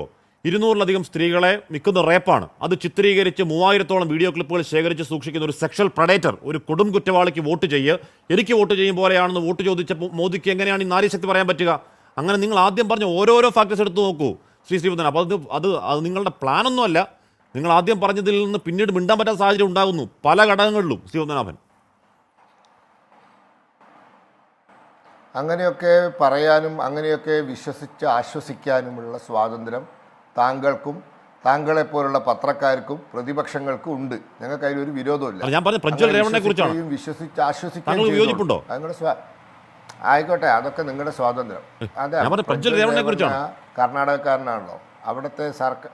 ഞാൻ പറഞ്ഞോട്ടെ പ്രജ്വൽ രേവണ്ണ കർണാടകയിലാണല്ലോ ഈ കളിച്ചു എന്നൊക്കെ പറയുന്നത്. അവിടെ ഒരു സർക്കാരുണ്ടല്ലോ, അവിടെ പരമേശ്വര എന്ന് പറയുന്ന ഒരു ആഭ്യന്തരമന്ത്രി ഉണ്ടല്ലോ. കോൺഗ്രസ് സർക്കാരാണല്ലോ ഭരിക്കുന്നത്. ഉചിതമായ നടപടി അവരെടുക്കട്ടെ. അവിടുത്തെ നിങ്ങളുടെ BJP അധ്യക്ഷൻ അമിത്ഷായ് കത്തെഴുതുന്ന പറയുന്നത് ഇയാൾ ഇത്രത്തോളം അധമനായ ഒരു കൊടും ലൈംഗിക കുറ്റവാളിയാണ്, ഇയാളെ സ്ഥാനാർത്ഥിയാക്കല്ലേ എന്ന് പറഞ്ഞ് കത്ത് കിട്ടിയിട്ടും സ്ഥാനാർത്ഥിയാക്കി അയാൾക്ക് വേണ്ടി പ്രധാനമന്ത്രി നരേന്ദ്രമോദി ഒന്ന് വോട്ടും പിടിച്ച് അയാൾക്ക് വോട്ട് ചെയ്ത് എനിക്ക് വോട്ട് ചെയ്യും പോലെയാണെന്ന് പറഞ്ഞിട്ട് അവിടുത്തെ കോൺഗ്രസ് സർക്കാർ നോക്കിക്കോട്ടെന്നോ? ഇവിടെ ബ്രിജ്ഭൂഷൺ ശരൺ സിംഗ് യാദവ് എന്ന് പറയുന്ന സമാനമായ ട്രാക്കറുള്ള ഒരുത്തൻ, താങ്കൾ ഈ ഡൈനാസ്റ്റി പൊളിറ്റിക്സിൽ പറയാറില്ലേ, അദ്ദേഹത്തെ മാറ്റി നിർത്തിയപ്പോൾ അദ്ദേഹത്തിന്റെ മകനാണ് കൈസർ ഗഞ്ചിൽ സീറ്റ്. നിങ്ങൾ ഈ പറയുന്നതൊന്നും ചെയ്യുന്നത് വേറൊന്നുമാ എന്ന് പറയായിരുന്നു. ഞാൻ ഉത്തരം പറഞ്ഞോട്ടെ. അല്ല, ഞാനൊന്ന് പറഞ്ഞോട്ടെ. അത് ജനതാദളിന്റെ സ്ഥാനാർത്ഥിയാണ്. അവരുടെ സ്ഥാനാർത്ഥി ആരാണെന്ന് നിശ്ചയിക്കേണ്ടത് അവരാണ്. E.T. മുഹമ്മദ് ബഷീർ മത്സരിക്കണോ അതല്ല മറ്റേ സമദാനി മത്സരിക്കണോ എന്ന് തീരുമാനിക്കേണ്ടത് കോൺഗ്രസ് അല്ലല്ലോ. അപ്പോൾ അതൊക്കെ ജനാധിപത്യത്തിൽ അവരുടെ പാർട്ടി, അവരുടെ സീറ്റ് അവർ മത്സരിക്കും. അപ്പോൾ അതൊക്കെ അങ്ങനെയൊക്കെ വിശ്വസിക്കാനും ആശ്വസിക്കാനും പരമേശ്വരയുടെ പാർട്ടി, അതായത് പ്രജ്വൽ രേവണ്ണയ്ക്കെതിരെ ഒരു ചുക്കും ചെയ്യാത്ത പരമേശ്വരയുടെ പാർട്ടിക്കും അവരുടെ കൂടെ നിൽക്കുന്ന ആൾക്കാർക്കുള്ള സ്വാതന്ത്ര്യത്തെ ഞാൻ അംഗീകരിക്കുന്നു. മോഡി വോട്ട് പിടിച്ചത് അങ്ങൊരു തെറ്റും കാണുന്നില്ല. പറഞ്ഞോട്ടെ, ഈ പ്രജ്വൽ രേവണ്ണയെ പോലെ ഒരു മഹാ അധമന് പോയി രാജ്യത്തിന്റെ പ്രധാനമന്ത്രി വോട്ട് പിടിച്ച, നാരീശക്തി പറഞ്ഞ പ്രധാനമന്ത്രി വോട്ട് പിടിച്ചതിൽ ഒരു പ്രശ്നം അങ്ങ് കാണുന്നില്ല. അത് എങ്കിൽ പറഞ്ഞോളൂ, ഞാൻ ഇടപെടില്ല. നമ്മൾ ചർച്ച അമേഠിയാണല്ലോ, ഞാൻ പറയാം. അപ്പോൾ പ്രധാനമന്ത്രിയും BJPയും ഒക്കെ കൃത്യമായ പ്ലാൻ്റെ അടിസ്ഥാനത്തിൽ പോകുന്നതാണ്. ഇനി നിങ്ങൾ നോക്കിക്കോ, 3-ാം ഘട്ടം കഴിയുമ്പോൾ ഞങ്ങൾ പറയുന്ന കാര്യങ്ങളിൽ മാറ്റം വരും. കാരണം രണ്ടാം ഘട്ടമായപ്പോൾ തെരഞ്ഞെടുപ്പ് പാകിസ്ഥാനായി. ഇനി നടക്കുന്ന സ്ഥലം ഇനി എങ്ങോട്ട് പോവാണ്? ഞങ്ങൾ അതനുസരിച്ച് മാറ്റും. സാർ, രണ്ടാം ഘട്ടമായപ്പോൾ പാകിസ്ഥാൻ എത്തി. ഇനി എങ്ങോട്ട് പോകാനാണ് മൂന്നാം ഘട്ടത്തിൽ? കാത്തിരിക്കൂ. ഇങ്ങനെ എന്തിനെങ്ങനെ അക്ഷമനാവുന്നത്? ഇങ്ങനെ അക്ഷമനാവല്ല. ഇനി നോർത്ത് ഈസ്റ്റിലേക്ക് പോകുമ്പോൾ ഞങ്ങൾക്ക് പറയാനുള്ള വേറെ ഞാൻ പറഞ്ഞോട്ടെ, നോർത്ത് ഈസ്റ്റിലേക്ക് പോകുമ്പോൾ ഒറീസ, ബംഗാൾ ഒക്കെ എത്തുമ്പോൾ ഞങ്ങളുടെ തെരഞ്ഞെടുപ്പ് പ്രസംഗങ്ങളിലെ വിഷയങ്ങൾ മാറും. പഹാഡി മേഖലയിലേക്ക് പോകുമ്പോൾ ജമ്മു കാശ്മീർ, ഹിമാചൽ പ്രദേശ്, ഉത്തരാഖണ്ഡിലേക്കൊക്കെ പോകുമ്പോൾ വീണ്ടും മാറും. അതൊക്കെ ഞങ്ങളുടെ ഒരു സ്വഭാവമാണ്. ഞങ്ങൾക്ക് അതിലൊക്കെ കൃത്യമായ പ്ലാൻ ഉണ്ട്.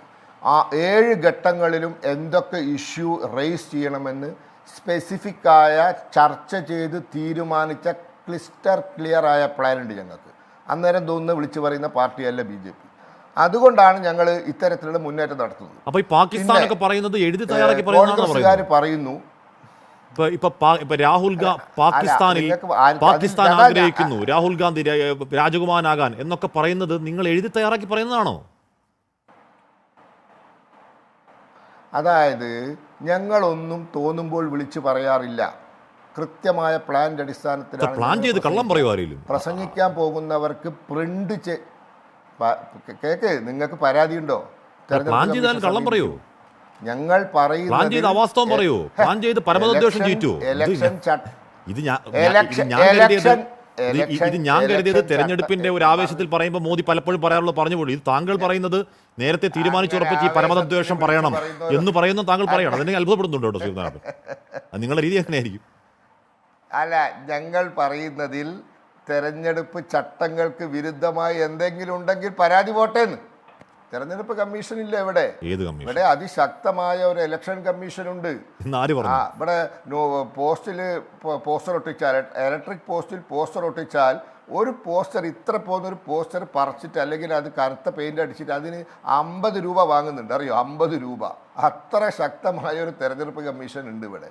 ആ തെരഞ്ഞെടുപ്പ് കമ്മീഷൻ അപ്പോൾ BRSന്റെ നേതാവ് ചന്ദ്രശേഖര റാവുവിനോട് 48 മണിക്കൂർ പ്രചരണം നടത്തരുത് എന്ന് പറഞ്ഞല്ലോ, അല്ലേ? പറഞ്ഞില്ലേ? അതും ഒരു ഇലക്ഷൻ കമ്മീഷനാണ്. അപ്പോൾ ഞങ്ങൾ പറയുന്നതിൽ BJP നേതാക്കന്മാർ പ്രസംഗിക്കുന്നതിൽ തെറ്റുണ്ടെങ്കിൽ, ഇലക്ഷൻ ചട്ടങ്ങൾക്ക് വിരുദ്ധമായിട്ടുണ്ടെങ്കിൽ ഇലക്ഷൻ കമ്മീഷനെ സമീപിക്കണം, പരാതി കൊടുക്കണം. നരേന്ദ്രമോദിക്കെതിരെ ഒരു പരാതി കൊടുത്തല്ലോ, രാമജന്മഭൂമി പ്രശ്നം ഉന്നയിച്ചു എന്ന് പറഞ്ഞിട്ട്. അത് തള്ളിയല്ലോ.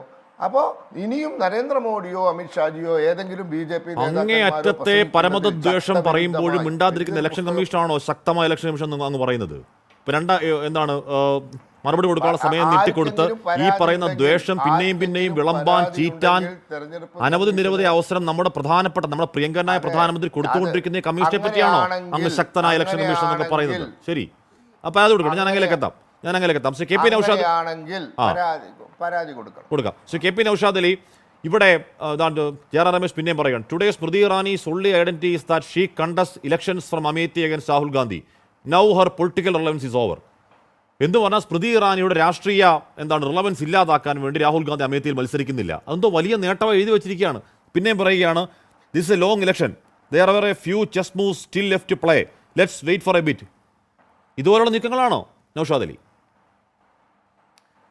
ഹാഷ്മി, ഇവിടെ താങ്കളുടെ ചോദ്യത്തിലേക്ക് വരുന്നതിന് മുമ്പ് ഞാനിവിടെ ശ്രീ ലാൽകുമാർ ഇവിടെ ചില കാര്യങ്ങളൊക്കെ പറഞ്ഞിട്ടുണ്ട്.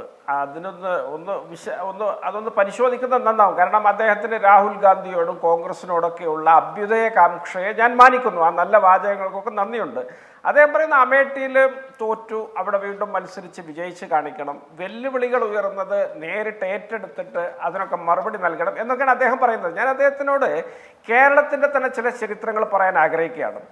1996 VS അച്യുതാനന്ദൻ മാരാരിക്കുളത്ത് തോറ്റു. 2001 നിയമസഭാ തെരഞ്ഞെടുപ്പിൽ അച്യുതാനന്ദൻ മാരാരിക്കുളത്തല്ല മത്സരിച്ചത്, മലമ്പുഴയിലാണ് പോയി മത്സരിച്ചത്. അതുപോലെ തന്നെ സാക്ഷാൽ AK ഗോപാലൻ കാസർഗോഡ് പാർലമെന്റ് മണ്ഡലത്തിൽ വന്ന് മത്സരിക്കാൻ പണ്ഡിറ്റ് നെഹ്റുവിനെ വെല്ലുവിളിച്ചിരുന്നു. നെഹ്റു കാസർഗോഡ് വന്ന് മത്സരിച്ചിട്ടില്ല. അപ്പം നെഹ്റു ഒരു മോശക്കാരനും ഭീരുവാണെന്ന് ഇവർക്കൊക്കെ ഒരു അഭിപ്രായമുണ്ടോ? അല്ലെങ്കിൽ ഏതെങ്കിലും ഭയപ്പാട് കൊണ്ട് നെഹ്റു വരാതിരുന്നു എന്നൊരു അഭിപ്രായമുണ്ടോ? അതുപോലെ 1970 കാസർഗോഡ് മണ്ഡലത്തിൽ EK നായനാർ എന്ന മുതിർന്ന നേതാവിനെതിരെ വിദ്യാർത്ഥി നേതാവായ കടന്നപ്പള്ളി രാമേന്ദ്രൻ കോൺഗ്രസ് സ്ഥാനാർത്ഥിയായിട്ട് മത്സരിച്ച് ജയിച്ചു. 977 കടന്നപ്പള്ളിക്ക് നേരിടാൻ EK നായനാരല്ല വന്നത്, വേറെ ആളാ വന്നത്. അവിടെ വീണ്ടും കടന്നപ്പള്ളി രാമചന്ദ്രൻ വിജയിക്കുകയുണ്ടായി. അപ്പോൾ രാഷ്ട്രീയത്തിൽ ഇതൊക്കെ സ്വാഭാവികതയും പതിവുമാണ്. ഈ കേരളത്തിൽ തന്നെ ഇതിനൊക്കെ നിരവധി ഉദാഹരണങ്ങളുണ്ട്. ഇനി നാളെ വയനാട്ടിൽ വന്ന് മത്സരിക്കാൻ അല്ലെങ്കിൽ എറണാകുളത്ത് വന്ന് മത്സരിക്കാൻ നരേന്ദ്രമോദിയെ വെല്ലുവിളിച്ചു എന്ന് കരുതുക. അദ്ദേഹം ഇവിടെ ഒന്ന് മത്സരിക്കുമോ? അല്ലെങ്കിൽ വേറെ ഏതെങ്കിലും നേതാവിനെ വേറെ എവിടേക്കെങ്കിലും ആരെങ്കിലും വെല്ലുവിളിച്ച അവിടെയൊക്കെ പോയി രാജ്യത്തുയരുന്ന എല്ലാ വെല്ലുവിളിക്കും ഈ നേതാക്കന്മാർ മറുപടി കൊടുക്കണം എന്ന് ശഠിക്കുന്നതിൽ എന്ത് യുക്തിയാണുള്ളത് എന്ന് സ്വയം ഒന്ന് ആലോചിച്ച് നോക്കണം എന്ന് പറയാൻ ഞാൻ ആഗ്രഹിക്കുന്നു. പിന്നെ ഇവിടെ അഷ്മി രാഷ്ട്രീയത്തിൽ പലതരത്തിലുള്ള നീക്കങ്ങളും തന്ത്രങ്ങളൊക്കെ ഉണ്ടാവും. ഇവിടെ സ്മൃതി ഇറാനി കഴിഞ്ഞ തവണ വിജയിച്ചു എന്നുള്ളതൊരു വാസ്തവമാണ്. ഇത്തവണ സ്മൃതി ഇറാനിയെ തോൽപ്പിക്കാൻ ഞങ്ങളൊരു പ്രതിനിധിയെ പറഞ്ഞയച്ചിട്ടുണ്ട്. നമുക്ക് കാണാം തെരഞ്ഞെടുപ്പിൻ്റെ ഫലം വരുമ്പോൾ സ്മൃതി ഇറാനി എന്തൊക്കെയാണ് അവിടെ ചെയ്തത്, അതിൻ്റെ ഫലങ്ങൾ എന്താണ്, ജനങ്ങളുടെ മനോഭാവം എന്താണ് എന്നുള്ളത് നമുക്കൊന്ന് കാണാം. രാഹുൽ ഗാന്ധി വേണമെന്നില്ല, അല്ലാത്ത താഴെ പ്രൊഫൈലുള്ള ഒരാൾ തന്നെ മതി സ്മൃതി ഇറാനിയെ തോൽപ്പിക്കാനെന്ന ഞങ്ങളുടെ ആത്മവിശ്വാസമാണ് അമേഠിയിൽ കിഷോരിലാൽ ശർമ്മ മത്സരിക്കുന്നതിലൂടെ ഉള്ളത് എന്ന് പറയാൻ ഞങ്ങൾ ആഗ്രഹിക്കുന്നു. എന്താ ഞങ്ങൾക്ക് അങ്ങനെ പറഞ്ഞാൽ കുഴപ്പം? പിന്നെ തെരഞ്ഞെടുപ്പ് കമ്മീഷനെ പറ്റിയൊക്കെയാണ് ഇവിടെ വാചാലമാകുന്നത്. അവര് പോസ്റ്ററൊക്കെ ഈ പറഞ്ഞ പൊതുസ്ഥലത്ത് ഒട്ടിക്കുന്നതിൽ കരിയോയിൽ തേച്ച് മേടിക്കുന്നു. വാക്സിന്റെ സർട്ടിഫിക്കറ്റിൽ പ്രധാനമന്ത്രി നരേന്ദ്രമോദിയുടെ മുഖം മാറ്റിയത് ഇലക്ഷൻ കമ്മീഷനെ പേടിച്ചാണ്. അപ്പോൾ കരുത്തൊരു ശക്തമായ ഇലക്ഷൻ കമ്മീഷൻ നമുക്കുണ്ട് ശ്രീ KP നൗഷാദ് അലി. അതല്ലാതെ എന്താണ് കോവിഷീൽഡുമായി ബന്ധപ്പെട്ട അവരുടെ വെളിപ്പെടുത്തലുമായി ബന്ധപ്പെട്ടൊന്നും അല്ല, അത് ഇലക്ഷൻ കമ്മീഷനെ പേടിച്ചാണ്. അപ്പം BJPക്കും പ്രധാനമന്ത്രി നരേന്ദ്രമോദിക്കും ഒക്കെ പേടിയുണ്ട് ഈ പെരുമാറ്റച്ചട്ട ലംഘനം. നൗഷാദ് അലി, ഇവിടെ കള്ളനും പോലീസും സാക്ഷിയും ജഡ്ജിയും ഒക്കെ ഒരാൾ തന്നെ അല്ലെങ്കിൽ ഒരു കൂടാരത്തിനകത്ത് തന്നെ എന്ന മട്ടിലാണ് ഈ രാജ്യം മുന്നോട്ട് പോകുന്നത്. അതുകൊണ്ടാണല്ലോ ഈ രാജ്യത്തെ ജനാധിപത്യം ഇല്ല, ഫാസിസത്തിലേക്കാണ് പോകുന്നത് നമ്മളിങ്ങനെ പറഞ്ഞുകൊണ്ടിരിക്കുന്നത്. ഇലക്ഷൻ കമ്മീഷനെ കുറിച്ചൊക്കെ ശ്രീപത്മനാഭൻ ഇങ്ങനെയൊക്കെ പറഞ്ഞ് വാചാലനാവുമ്പോൾ BJPയുടെ അണികൾ തന്നെ ഇത് കേട്ട് ഊറിച്ചിരിക്കുന്നുണ്ടാവും. പിന്നെ എന്തിനാ നമ്മൾ അതിനൊക്കെ മറുപടി പറഞ്ഞ് സമയം കളയുന്ന അഷ്മി? നിങ്ങൾ അതിൻ്റെ ഉപചോദ്യങ്ങളൊന്നും ചോദിക്കേണ്ട കാര്യമില്ലല്ലോ. നമുക്കെല്ലാവർക്കും വളരെ വ്യക്തമാണ്. ഇനി എന്തെങ്കിലും ഒരു നീക്കം മോദിക്കെതിരെ നടത്തിയാൽ അശോക് ലവേസയുടെ ഗതിയുണ്ടാവും. അദ്ദേഹം ഈ ഗവൺമെന്റ് ഉദ്യോഗം തന്നെ രാജിവെച്ച് ഏതോ വിദേശ നാട്ടിൽ പോയിട്ട് സ്വകാര്യ കമ്പനിയുടെ ജോലിക്ക് ചേർന്നു. അതൊക്കെയാണ് ഈ രാജ്യം. ചിലപ്പോൾ അദ്ദേഹം ജീവഭയം കൊണ്ട് പോയതായിരിക്കാം. അപ്പൊ അതുകൊണ്ട് അതിനെക്കുറിച്ചൊന്നും നമ്മൾ ഉപചോദ്യങ്ങൾ ചോദിച്ചിട്ട് ഒന്ന് ഗൗരവപ്പെടുത്തേണ്ട ഒരു കാര്യമില്ല. പിന്നെ ഇപ്പൊ നരേന്ദ്രമോദി ഇപ്പൊ ഏറ്റവും അവസാനമായിട്ട് പറഞ്ഞത് വയനാട്ടിൽ തോൽക്കുമെന്ന ഭയമുള്ളത് കൊണ്ട്, വയനാട്ടിൽ തോൽക്കുമെന്ന് ഉറപ്പുള്ളത് കൊണ്ട് രാഹുൽ ഗാന്ധി UP വന്ന് മത്സരിക്കുന്നു എന്നാണ്. അപ്പൊ അദ്ദേഹം പറയുന്ന ഓരോ വാചകങ്ങളുടെയും യുക്തിയും മൂല്യവും വസ്തുതയൊക്കെ എന്താണ് എന്ന് ഇദ്ദേഹത്തിന്റെ ഈ പ്രസംഗത്തിലെ വയനാട്ടിലെ രാഹുൽ ഗാന്ധി ഇവിടെ നേതാക്കൾ ഫീഡ് ചെയ്ത് കൊടുക്കുന്നതാകും. ആരെങ്കിലും അദ്ദേഹത്തോട് പറഞ്ഞിട്ടുണ്ടാകും വയനാട്ടിൽ രാഹുൽ K. സുരേന്ദ്രൻ രാഹുൽ ഗാന്ധി തോപ്പിക്കുന്നു എന്ന് പറഞ്ഞിട്ടുണ്ടാകും. അങ്ങനെ പറയാനുള്ള ആളാണോ പ്രധാനമന്ത്രി? അല്ലല്ല, ഞാൻ പറയുന്നത് അല്ല, ഇവിടുത്തെ BJP നേതാക്കൾ അല്ലല്ല, ഇവിടുത്തെ BJP നേതാക്കൾ വയനാട്ടിൽ K. സുരേന്ദ്രൻ ഇവിടുത്തെ സംസ്ഥാന അധ്യക്ഷൻ രാഹുൽ ഗാന്ധി തോപ്പിക്കും എന്ന് ഫീഡ് ചെയ്ത് കൊടുത്തിട്ടുണ്ടെങ്കിലോ, അദ്ദേഹത്തിന് ഇവിടുത്തെ കാര്യകർത്താക്കളെ വിശ്വാസമാണെങ്കിലോ? അല്ല, അത് വിശ്വസിക്കാൻ മാത്രമേ ഉള്ളൂ അദ്ദേഹമെങ്കിൽ എനിക്ക് വിരോധമൊന്നുമില്ല, എനിക്ക് പരാതിയില്ല. ഏതായാലും എല്ലാ കാര്യങ്ങളും ആ അർത്ഥത്തിലും ആ വലിപ്പത്തിലും മൂല്യത്തിലും തൂക്കത്തിലും ഒക്കെ കണ്ടാൽ മതി എന്നുള്ളൊരു സമാശ്വാസം എനിക്ക് ഈ വാചകം വന്നപ്പോൾ ഉണ്ട്. 400 370 ഒക്കെ ഈ തരത്തിലാണ് എന്നുള്ളൊരു ആശ്വാസം കേരളത്തിലെ ഇന്ത്യയിലെ ജനാധിപത്യ വിശ്വാസികൾക്ക് വയനാടിന്റെ കാര്യം അറിയുന്നതുകൊണ്ട്, അറിയുന്നവരുണ്ടെങ്കിൽ കൃത്യമായിട്ട് ഉണ്ടാകും എന്നൊരു നിരീക്ഷണം കൂടി. CL മനോജ്, ഏറ്റവും ഒടുവിൽ ഹിമന്ത ബിശ്വ ശർമ്മ പറയുന്നത് രാഹുൽ ഗാന്ധിക്ക് മത്സരിക്കാൻ ഏറ്റവും നല്ലത് പാകിസ്ഥാനാണ് എന്നൊക്കെ പറയുകയാണ്. അവിടെ വലിയ ഭൂരിപക്ഷത്തിൽ ജയിക്കാൻ കഴിയും എന്ന് പറഞ്ഞാൽ ഈ ഘട്ടം എത്തുമ്പോഴേക്കും പാകിസ്ഥാൻ എന്നുള്ളതിലേക്ക് കൂടുതൽ ശ്രദ്ധ കേന്ദ്രീകരിക്കുന്നു. അന്ന് ഗുജറാത്ത് ഇലക്ഷന്റെ രണ്ടാം ഘട്ടത്തിൽ പ്രധാനമന്ത്രി നരേന്ദ്രമോദി തന്നെ പറഞ്ഞതാണ്, അന്നത്തെ ഒരു മുൻ പ്രധാനമന്ത്രി മൻമോഹൻ സിംഗ് പാകിസ്ഥാനിലെ ആരോമായി രഹസ്യ ചർച്ച നടത്തി എന്നൊക്കെ അവാസ്തവം പറഞ്ഞതാണ്. അത് അതിൻ്റെ ഏറ്റവും തീക്ഷ്ണമായ പ്രചരണത്തിലേക്ക് കാര്യങ്ങൾ പോകുന്നു. ആദ്യ 2 ഘട്ടങ്ങൾ കഴിയുമ്പോൾ അവിടുത്തെ പോളിംഗ് ശതമാനം കുറവാണ് എന്നിരിക്കെ യഥാർത്ഥത്തിൽ ഗ്രൗണ്ടിൽ നിന്നറിയാൻ കഴിയുന്നത് എന്താണ് ശ്രീ CL മനോജ്, ഒരു മാധ്യമപ്രവർത്തനം എന്നുള്ള നിലയ്ക്ക്?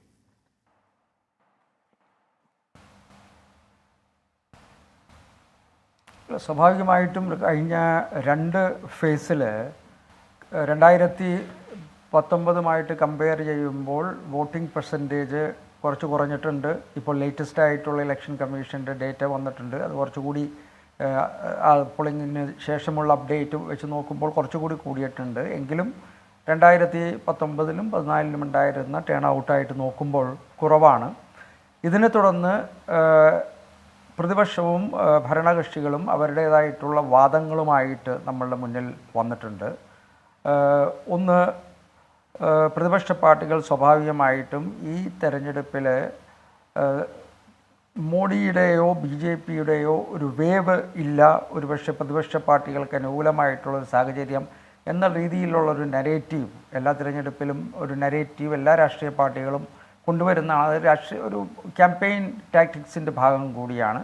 അതോടൊപ്പം തന്നെ BJP പറയുന്നത് ഈ തെരഞ്ഞെടുപ്പിൽ അവർക്കൊരു കേഡർ സംവിധാനമുള്ളത് കൊണ്ട് അവരാണ് പ്രതിപക്ഷ പാർട്ടികളെക്കാൾ കൂടുതൽ അവരുടെ വോട്ടേഴ്സിനെ കൊണ്ടുവന്നു എന്നുള്ളതാണ്.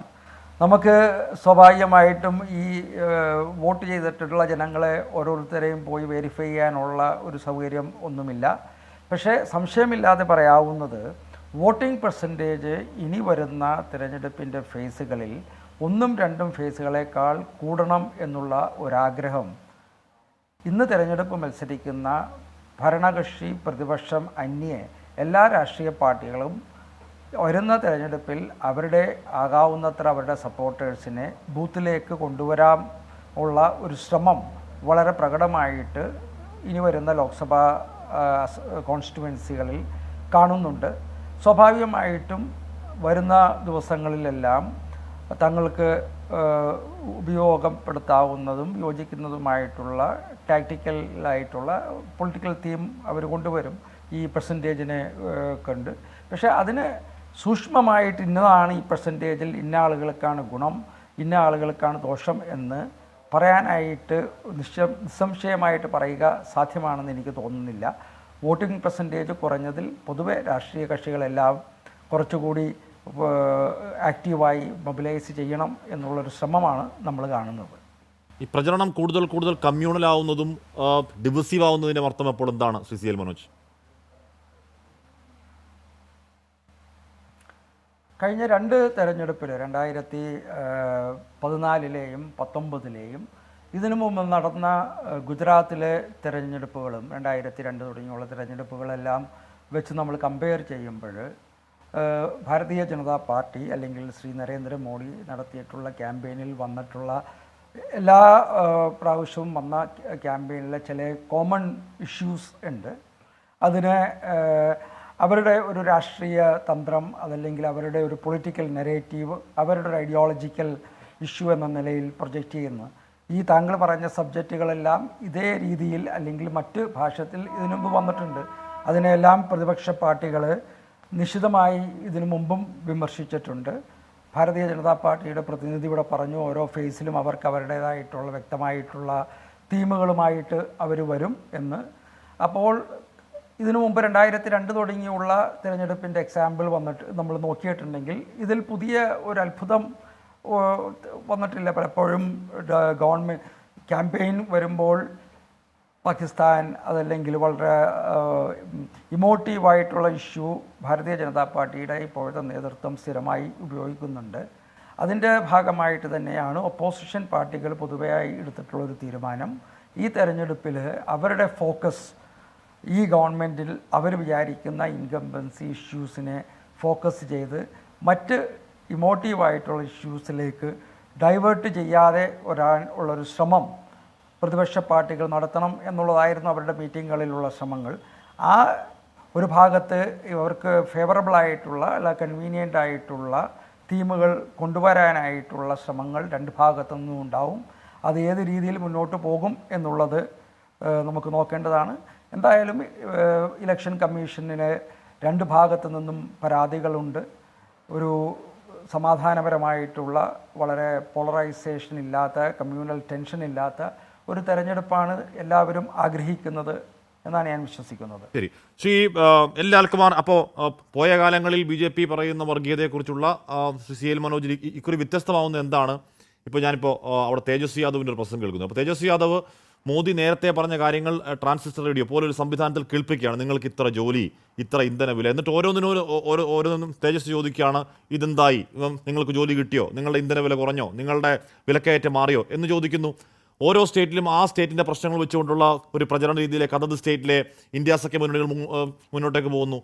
നേരത്തെ ആണെങ്കിൽ മോദി ഒരു വാരിക്കുഴി കുഴിക്കും, അല്ലെങ്കിൽ BJP ഒരു കമ്മ്യൂണൽ പ്രചരണത്തിന് വാരിക്കുഴി കുഴിക്കും, അതിലോട്ട് പോയി മുഖമടച്ച് വീണ പ്രതിപക്ഷം ഇക്കുറി അതിൽ നിന്ന് മാറി നിന്ന് എന്താണോ ഇപ്പോൾ ഇലക്ഷൻ കമ്മീഷൻ പരാതി കൊടുത്തത് വിട്ട് എന്താണോ തങ്ങൾ മുന്നോട്ട് വെക്കുന്നത് സാമൂഹ്യ നീതി എന്ന ആശയം അല്ലെങ്കിൽ മറ്റാശയങ്ങൾ, അതിൽ തന്നെ കുറച്ച് ഫോക്കസായി മുന്നോട്ട് പോകാൻ ശ്രമിക്കുന്നുണ്ട്. ഇപ്പോൾ രാഹുൽ ഗാന്ധി റായ്ബറയിൽ മത്സരിക്കുന്നതാണ് ഗുണം, അമേഠിയിൽ മത്സരിക്കുന്നതാണ് ഗുണം എന്നതിനപ്പുറം ഈ ഇന്ത്യ സഖ്യത്തിന് ഇക്കുറി ഇത്തവണ ഒരു ഫോക്കസ് ഉണ്ട് എന്ന് കരുതാൻ സമയമായോ ലാൽകുമാർ? ഹാഷ്മിയുടെ ചോദ്യത്തിലേക്ക് വരുന്നതിന് മുമ്പ് നൗഷാദ് അലി പറഞ്ഞ ഒരു വിഷയമുണ്ട്. നോക്കൂ, രാഹുൽ ഗാന്ധി അമേഠി മത്സരിക്കുന്നതുമായി ബന്ധപ്പെട്ട് ഞാനൊരു പരാമർശം നടത്തി. അതിന് അദ്ദേഹം എടുത്തത് എങ്ങനെയാ? കേരളത്തിൽ VS അച്യുതാനന്ദൻ മാരാരിക്കുളത്ത് തോറ്റതിന് ശേഷം അവിടെ മത്സരിച്ചോ? അല്ലെങ്കിൽ നായനാർ തോറ്റതിന് ശേഷം മത്സരിച്ചോ? 3, AKG പോലും പണ്ഡിറ്റ് നെഹ്റുവിനെ വെല്ലുവിളിച്ചല്ലോ, ആ വെല്ലുവിളി കേൾക്കേണ്ട കാര്യമുണ്ടോ? ആൾക്കാർക്ക് കേൾക്കുമ്പോൾ വളരെ രസകരമായി തോന്നും, അത് ശരിയാണല്ലോ എന്ന് തോന്നും. പക്ഷെ കുഴപ്പം, ഇവരെ ആരാ വെല്ലുവിളിച്ചേ? AKG വെല്ലുവിളിച്ചെന്ന് പറയാം. AKG നെഹ്റുവിനെ തോപ്പിച്ചിട്ടല്ലല്ലോ വെല്ലുവിളിക്കുന്നേ, ആണോ? AKG കേരളത്തിൽ നിന്ന് അല്ലെങ്കിൽ ഏതെങ്കിലും ഒരു സ്ഥലത്ത് നിന്ന് പണ്ഡിറ്റ് നെഹ്റുവിനെ തോപ്പിച്ച ശേഷം വരൂ, എനിക്കെതിരെ ധൈര്യമുണ്ടേ വന്ന് മത്സരിക്കൂ എന്ന് പറയുന്നതല്ലല്ലോ ഇവിടെ നടന്നിരിക്കുന്നത്. മാരാരിക്കുളത്ത് പിറ്റേ പ്രാവശ്യം ആൾ എന്നാൽ VS അച്യുതാനന്ദൻ വാ എൻ്റെ അടുക്ക് വന്ന് മത്സരിക്ക് എന്ന് വെല്ലുവിളിച്ചോ? അല്ലെ നായനാർക്കെതിരെ കടന്നപ്പള്ളി എന്ന് വെല്ലുവിളിച്ചോ? ഇല്ല. അതാണ് അവിടുത്തെ ഡിഫറൻസ്. നിങ്ങൾ ഈ രാജ്യം മൊത്തം ഈ പറയുന്ന ഓൺലൈൻ മീഡിയ അല്ലെങ്കിൽ ഓഫ്ലൈൻ എല്ലായിടത്തും ചെന്ന് ഈ ലേഡി, അത് മാത്രമല്ല അദ്ദേഹത്തിൻ്റെ ഇപ്പോഴത്തെ മണ്ഡലമായ വയനാട്ടിൽ വന്ന് പറഞ്ഞു വാ മത്സരിക്കുക എന്ന്. അതിനെ ഏറ്റെടുക്കാത്തത് ഞാൻ മനസ്സിലാക്കുന്നിടത്തോളം രാഷ്ട്രീയ പാപ്പരത്തോന്നാ. അതിന് AKG വെല്ലുവിളിച്ച് അല്ല 50കളിൽ 60കളിൽ AKG വെല്ലുവിളിച്ചെന്ന് പറഞ്ഞിട്ട് കാര്യമില്ല. അത് രണ്ടാണ് കാര്യം. നിങ്ങളെ തോപ്പിച്ച ആളാണ് വെല്ലുവിളിക്കുന്നത്, തോപ്പിക്കാത്ത ആള് വാ ഇങ്ങോട്ട് വാ എന്ന് പറയുന്നത് തമ്മിൽ രണ്ടാണ്. അത് നിങ്ങൾ മനസ്സിലാക്കണം, അത് ജനങ്ങൾ മനസ്സിലാക്കണം. ഇവർ പറയുന്ന കപടത ജനങ്ങൾ മനസ്സിലാക്കേണ്ട കാര്യമുണ്ടെന്നാണ് ഞാൻ കരുതുന്നത്. അടുത്തത്, താങ്കൾ പറഞ്ഞ മോഡി ഫാക്ടർ അല്ലെങ്കിൽ കുറെ കാര്യങ്ങൾ. മോഡി 1ഉം മോഡി 2ഉം പറഞ്ഞത് ആണ് മോഡി 3യുടെ വില്ലൻ. കാര്യം ഈ പറഞ്ഞ കാര്യങ്ങൾ ഒന്നും നടത്തിയെടുക്കാതെ, ഒരു കാര്യവും ചെയ്യാതെ, എക്കണോമിക് ഗ്രോത്ത് എന്നൊക്കെ പറഞ്ഞ് ഈ പറയുന്ന ബേസ് നമ്പറിലുള്ള മാനിപ്പുലേഷൻ നടത്തി പ്രോപ്പർ ഡേറ്റ കിട്ടാത്ത രീതിയിൽ മാനിപ്പുലേറ്റ് ചെയ്ത് ഉണ്ടാക്കിയെടുത്തിരിക്കുന്ന നമ്പേഴ്സാണ് ഞാൻ നിങ്ങളോട് ഉറപ്പിച്ച് പറയുന്നു. ഇവർ പറയുന്ന ഗ്രോത്ത് പെർസെൻറ്റേജ് ഉണ്ടെങ്കിൽ ഇത്രയും അല്ല ഈ രാജ്യത്ത് തൊഴിലുണ്ടാകേണ്ടത്. അത് നല്ല ഒന്നാന്തര എക്കണോമിസ്റ്റുകൾ പറഞ്ഞ് വ്യക്തമായി ഇംപാർഷ്യലായിട്ടുള്ള എക്കണോമിസ്റ്റുകൾ പറയുന്നുണ്ട്. നിർമ്മല സീതാരാമൻ പറയുന്നുണ്ട് അവർക്ക് പലതിനും ഡേറ്റ ഇല്ല. നിർമ്മല സീതാരാമൻ്റെ പോലും ഡേറ്റ ഇല്ല, പിന്നെ നമ്മളിലാണോ ഡേറ്റ ഉള്ളത്? കാര്യം ഡേറ്റ ഇല്ലാത്തൊരവസ്ഥ ഉണ്ടാക്കിയെടുക്കുക എന്ന് പറഞ്ഞാൽ അവരുണ്ടാക്കി വെച്ചിരിക്കുന്ന ഒരു രാഷ്ട്രീയ തന്ത്രമാണ്. നിങ്ങൾ പറഞ്ഞല്ലേ, I M definitely sure that if you are having this much growth percentage, the number of jobs created will be much more. ഒരു സംശയവും വേണ്ട, ഇതായിരിക്കത്തില്ല എക്കണോമിയുടെ സിറ്റുവേഷൻ. ഇത് ചുമ്മാതെ പച്ചക്കള്ളം രാവിലെ ഉച്ചയ്ക്കും വൈകുന്നേരം ഈ പുട്ടിന് തേങ്ങ വെക്കുന്ന പോലെ പറഞ്ഞുകൊണ്ടിരിക്കുക, അത് ആൾക്കാരെ പറഞ്ഞു പറ്റിക്കുക, അത് കഴിഞ്ഞ് അതിവൈകാരികത അഴിച്ചുവിടുക. ഇവർ ഈ പറയുന്ന ധൈര്യം ഉണ്ടോ നരേന്ദ്രമോദിക്ക് ഗ്രോത്ത് നമ്പേഴ്സ് വെച്ചിട്ട് തെരഞ്ഞെടുപ്പിനെ നേരിടാൻ? അപ്പം രാഹുൽ ഗാന്ധി ജയിച്ചാൽ പാകിസ്ഥാനി പടക്കം പൊട്ടിക്കും, സന്തോഷം ഉണ്ടാവും. നാണം ഉണ്ടോ ഇതൊക്കെ പറയാൻ? ഒരു രാജ്യത്തിന്റെ പ്രധാനമന്ത്രി എന്ന് പറഞ്ഞു കഴിഞ്ഞാൽ എല്ലാവരുടെയും പ്രധാനമന്ത്രിയാണ്, ഒരു സ്റ്റേറ്റ്സ്മാൻ ആകേണ്ട ആളാണ്. രാഷ്ട്രീയ പ്രവർത്തനം എന്ന് പറഞ്ഞാൽ എന്താ? ഡയറിയിൽ എഴുതി വെച്ച് ഞാൻ ഇന്നടത്ത് ചെന്ന് ഇന്നത് പറയണം എന്നുള്ളതിന് നമുക്ക് പ്ലാൻ ഉണ്ടെന്ന്. ഈ വർഗീയ വിദ്വേഷം അഴിച്ചുവിടുന്നത് അപ്പോൾ പ്ലാനോടുകൂടി അഴിച്ചുവിടുന്നല്ലേ പറയുന്നത്? ഓരോ കാര്യം ഇത്രയും വലിയ തെരഞ്ഞെടുപ്പ് നടക്കുമ്പോൾ 5 വർഷത്തിൽ ഒരിക്കൽ നടക്കുന്ന ഇത്ര വലിയ തെരഞ്ഞെടുപ്പിൽ പ്രധാനമന്ത്രി ഇത്രത്തോളം കാണിക്കുന്നുണ്ടെങ്കിൽ മറ്റുള്ള ദിവസങ്ങൾ എന്തായിരിക്കും കാണിക്കുന്നത്? അപ്പോൾ ഈ പറയുന്ന ഓരോ കാര്യങ്ങളും കാലിബ്രേറ്റ് ചെയ്താ ചെയ്യുന്നതല്ലേ എൻ്റെ അർത്ഥം? ഇത് ജനങ്ങൾക്ക് മനസ്സിലാകുന്നുണ്ട്, ഈ ഭൂമിയിലെങ്കിലും മനസ്സിലാകുന്നുണ്ട്. നമ്മൾ പറയുന്ന നോർത്ത് ഇന്ത്യക്കാരും കേൾക്കുന്നൊന്നും ഞാൻ മനസ്സിലാക്കുന്നില്ല. ഈ കേരളത്തിലെ ഈ മണ്ണിൽ നിൽക്കുന്നവർക്കെങ്കിലും കാര്യങ്ങൾ മനസ്സിലാകുന്നുണ്ട്. ഈ പറയുന്ന അതപ്പതിച്ച രീതിയിൽ സംസാരിക്കുക. ഞാനൊരു കാര്യം പറയട്ടെ, ഇപ്പം വയനാട്ടിൽ രാഹുൽ ഗാന്ധി ജയിക്കുന്നു. രാഹുൽ ഗാന്ധി ജയിച്ച ഉടനെ പാകിസ്ഥാനി പടക്കം പൊട്ടിക്കും, അല്ലെ പാകിസ്ഥാനികൾക്ക് ആ സന്തോഷം എന്ന് പറഞ്ഞാൽ അതിപ്പോൾ ഒരു അതപ്പതിച്ച വർത്താനം ഈ ലോകത്ത് ഒരു മനുഷ്യനായിട്ടുള്ള ഒരാൾക്ക് പറയാൻ പറ്റുമോ? അത് നമുക്കെതിരായിട്ട് നിൽക്കുന്ന ഒരു ആളായിരിക്കാം ചിലപ്പം രാജ്യത്തിന്റെ പ്രധാനമന്ത്രിയാകാൻ പോവുക ജയിക്കുന്നത്. ഇപ്പൊ തിരിച്ച് ഞാൻ വേറൊരു കാര്യം പറയാം, ഈ പറയുന്ന മോഡി ജയിച്ചു കഴിഞ്ഞാൽ വേറൊരിടത്ത് പടക്കം പൊട്ടിക്കും, അതുകൊണ്ട് തോപ്പിക്കണമെന്ന് ഞാൻ പറയാവോ? അതിൽ പരം ഒരു അന്തസ് കെട്ട വർത്താനമുണ്ടോ? ഇത് അന്തസ് കെട്ട വർത്താനമാണെന്ന് വൃത്തിയായിട്ട് പറയാൻ ഈ നാട്ടിലുള്ള ആൾക്കാർക്ക് പലർക്കും, രാഷ്ട്രീയ പ്രവർത്തകർ പോലും മടിച്ചു നിൽക്കുന്നു എന്നാണ് എനിക്ക് തോന്നുന്നത്. ഇത് പറഞ്ഞു തുടങ്ങേണ്ട സമയം അതിക്രമിച്ചു കഴിഞ്ഞു. അത് വൃത്തിയായിട്ട് പറഞ്ഞ ഏറ്റവും ഭംഗിയായി ഈ രാജ്യത്ത് അവതരിപ്പിച്ചിരിക്കുന്ന ഒരാൾ അത് പരക്കാല പ്രഭാകരനാണ്. അത് നിർമ്മല സീതാരാമന്റെ ഭർത്താവാണ്. അദ്ദേഹം അത് കൃത്യമായി പല കാര്യങ്ങളും പറഞ്ഞിട്ടുണ്ട്. ഇതൊരു ഇലക്ട്രൽ ഓട്ടോക്രസിയാക്കി മാറ്റുന്നതിലുള്ള മോഡിയുടെ പങ്ക്, ഈ പറയുന്ന ഇന്റർനാഷണൽ സ്റ്റാൻഡേർഡ്സിൽ, പ്രസ് ഫ്രീഡത്തിൽ എല്ലാ കാര്യത്തിനും പുറകോട്ട് പോയിക്കൊണ്ടിരിക്കുന്ന ഒരു രാജ്യത്ത് നിങ്ങൾ അവിടെ ഇങ്ങനുണ്ട് അല്ലെങ്കിൽ പാകിസ്ഥാൻ അല്ലെങ്കിൽ ഈ പറയുന്ന അനാവശ്യമായ ഈ രാജ്യത്തെ ജനതയ്ക്ക് ഒരു ഗുണവുമില്ലാത്ത കുറെ കാര്യങ്ങൾ പറഞ്ഞ് തെരഞ്ഞെടുപ്പിൽ വോട്ട് പിടിക്കുക. അത് രാഹുൽ ഗാന്ധിക്കെതിരെ ആയാലും വേറെ ആർക്കെതിരെ ആണെങ്കിലും. ഇപ്പൊ നോക്കൂ, തേജസ്വിക്കെതിരെ വന്നൊരു വിഷയം ഉണ്ടായിരുന്നില്ല, അദ്ദേഹം മീൻ കഴിക്കുന്നു. അദ്ദേഹം മീൻ കഴിച്ചാൽ എന്താ പ്രശ്നം? അപ്പൊ ചുരുക്കത്തിൽ പറഞ്ഞാൽ ഇത് വർഗീയത അത് മാത്രമാണ് ഈ രാജ്യത്ത് പറയുന്നത്. ഒരു പ്രധാനമന്ത്രി 10 വർഷം ഒരു രാജ്യത്തിന്റെ പ്രധാനമന്ത്രി ആയിട്ടിരുന്നിട്ട് പാകിസ്ഥാനെ കുറിച്ച് ഇപ്പോഴും പറയണമെന്നുണ്ടെങ്കിൽ, പാകിസ്ഥാന്റെ കാര്യം പേര് പറഞ്ഞ് മാത്രമേ വോട്ട് പിടിക്കാൻ നിങ്ങൾക്ക് പറ്റത്തുള്ളെങ്കിൽ നിങ്ങൾ ഇതിൽ കൂടുതൽ ഒന്നും താഴാനില്ല. നിങ്ങൾ 150 അല്ല 540 545 സീറ്റ് പിടിച്ചാലും അതിന് അധപ്പതനമെന്ന് മാത്രമേ പറയാൻ പറ്റത്തുള്ളൂ. അത് സീറ്റ് പിടിക്കുന്നതുമായിട്ടൊന്നും ഒരു ബന്ധമില്ല. അധപ്പതനമാണ്. ശ്രീ വി പി, ഇവിടെ രാഹുൽ ഗാന്ധി യു-പിയിൽ നിന്ന് 3 തവണ MP ആയതാണ്, കേരളത്തിൽ നിന്ന് 1 തവണ MP ആയ ആളാണ്. ഇന്ദിരാഗാന്ധി ആവട്ടെ, സോണിയാഗാന്ധി ആവട്ടെ, ഇവരൊക്കെ നോർത്തിലും സൗത്തിലും MP ആയ ആൾക്കാരാണ്, അല്ലെങ്കിൽ മത്സരിച്ച ആൾക്കാരാണ്.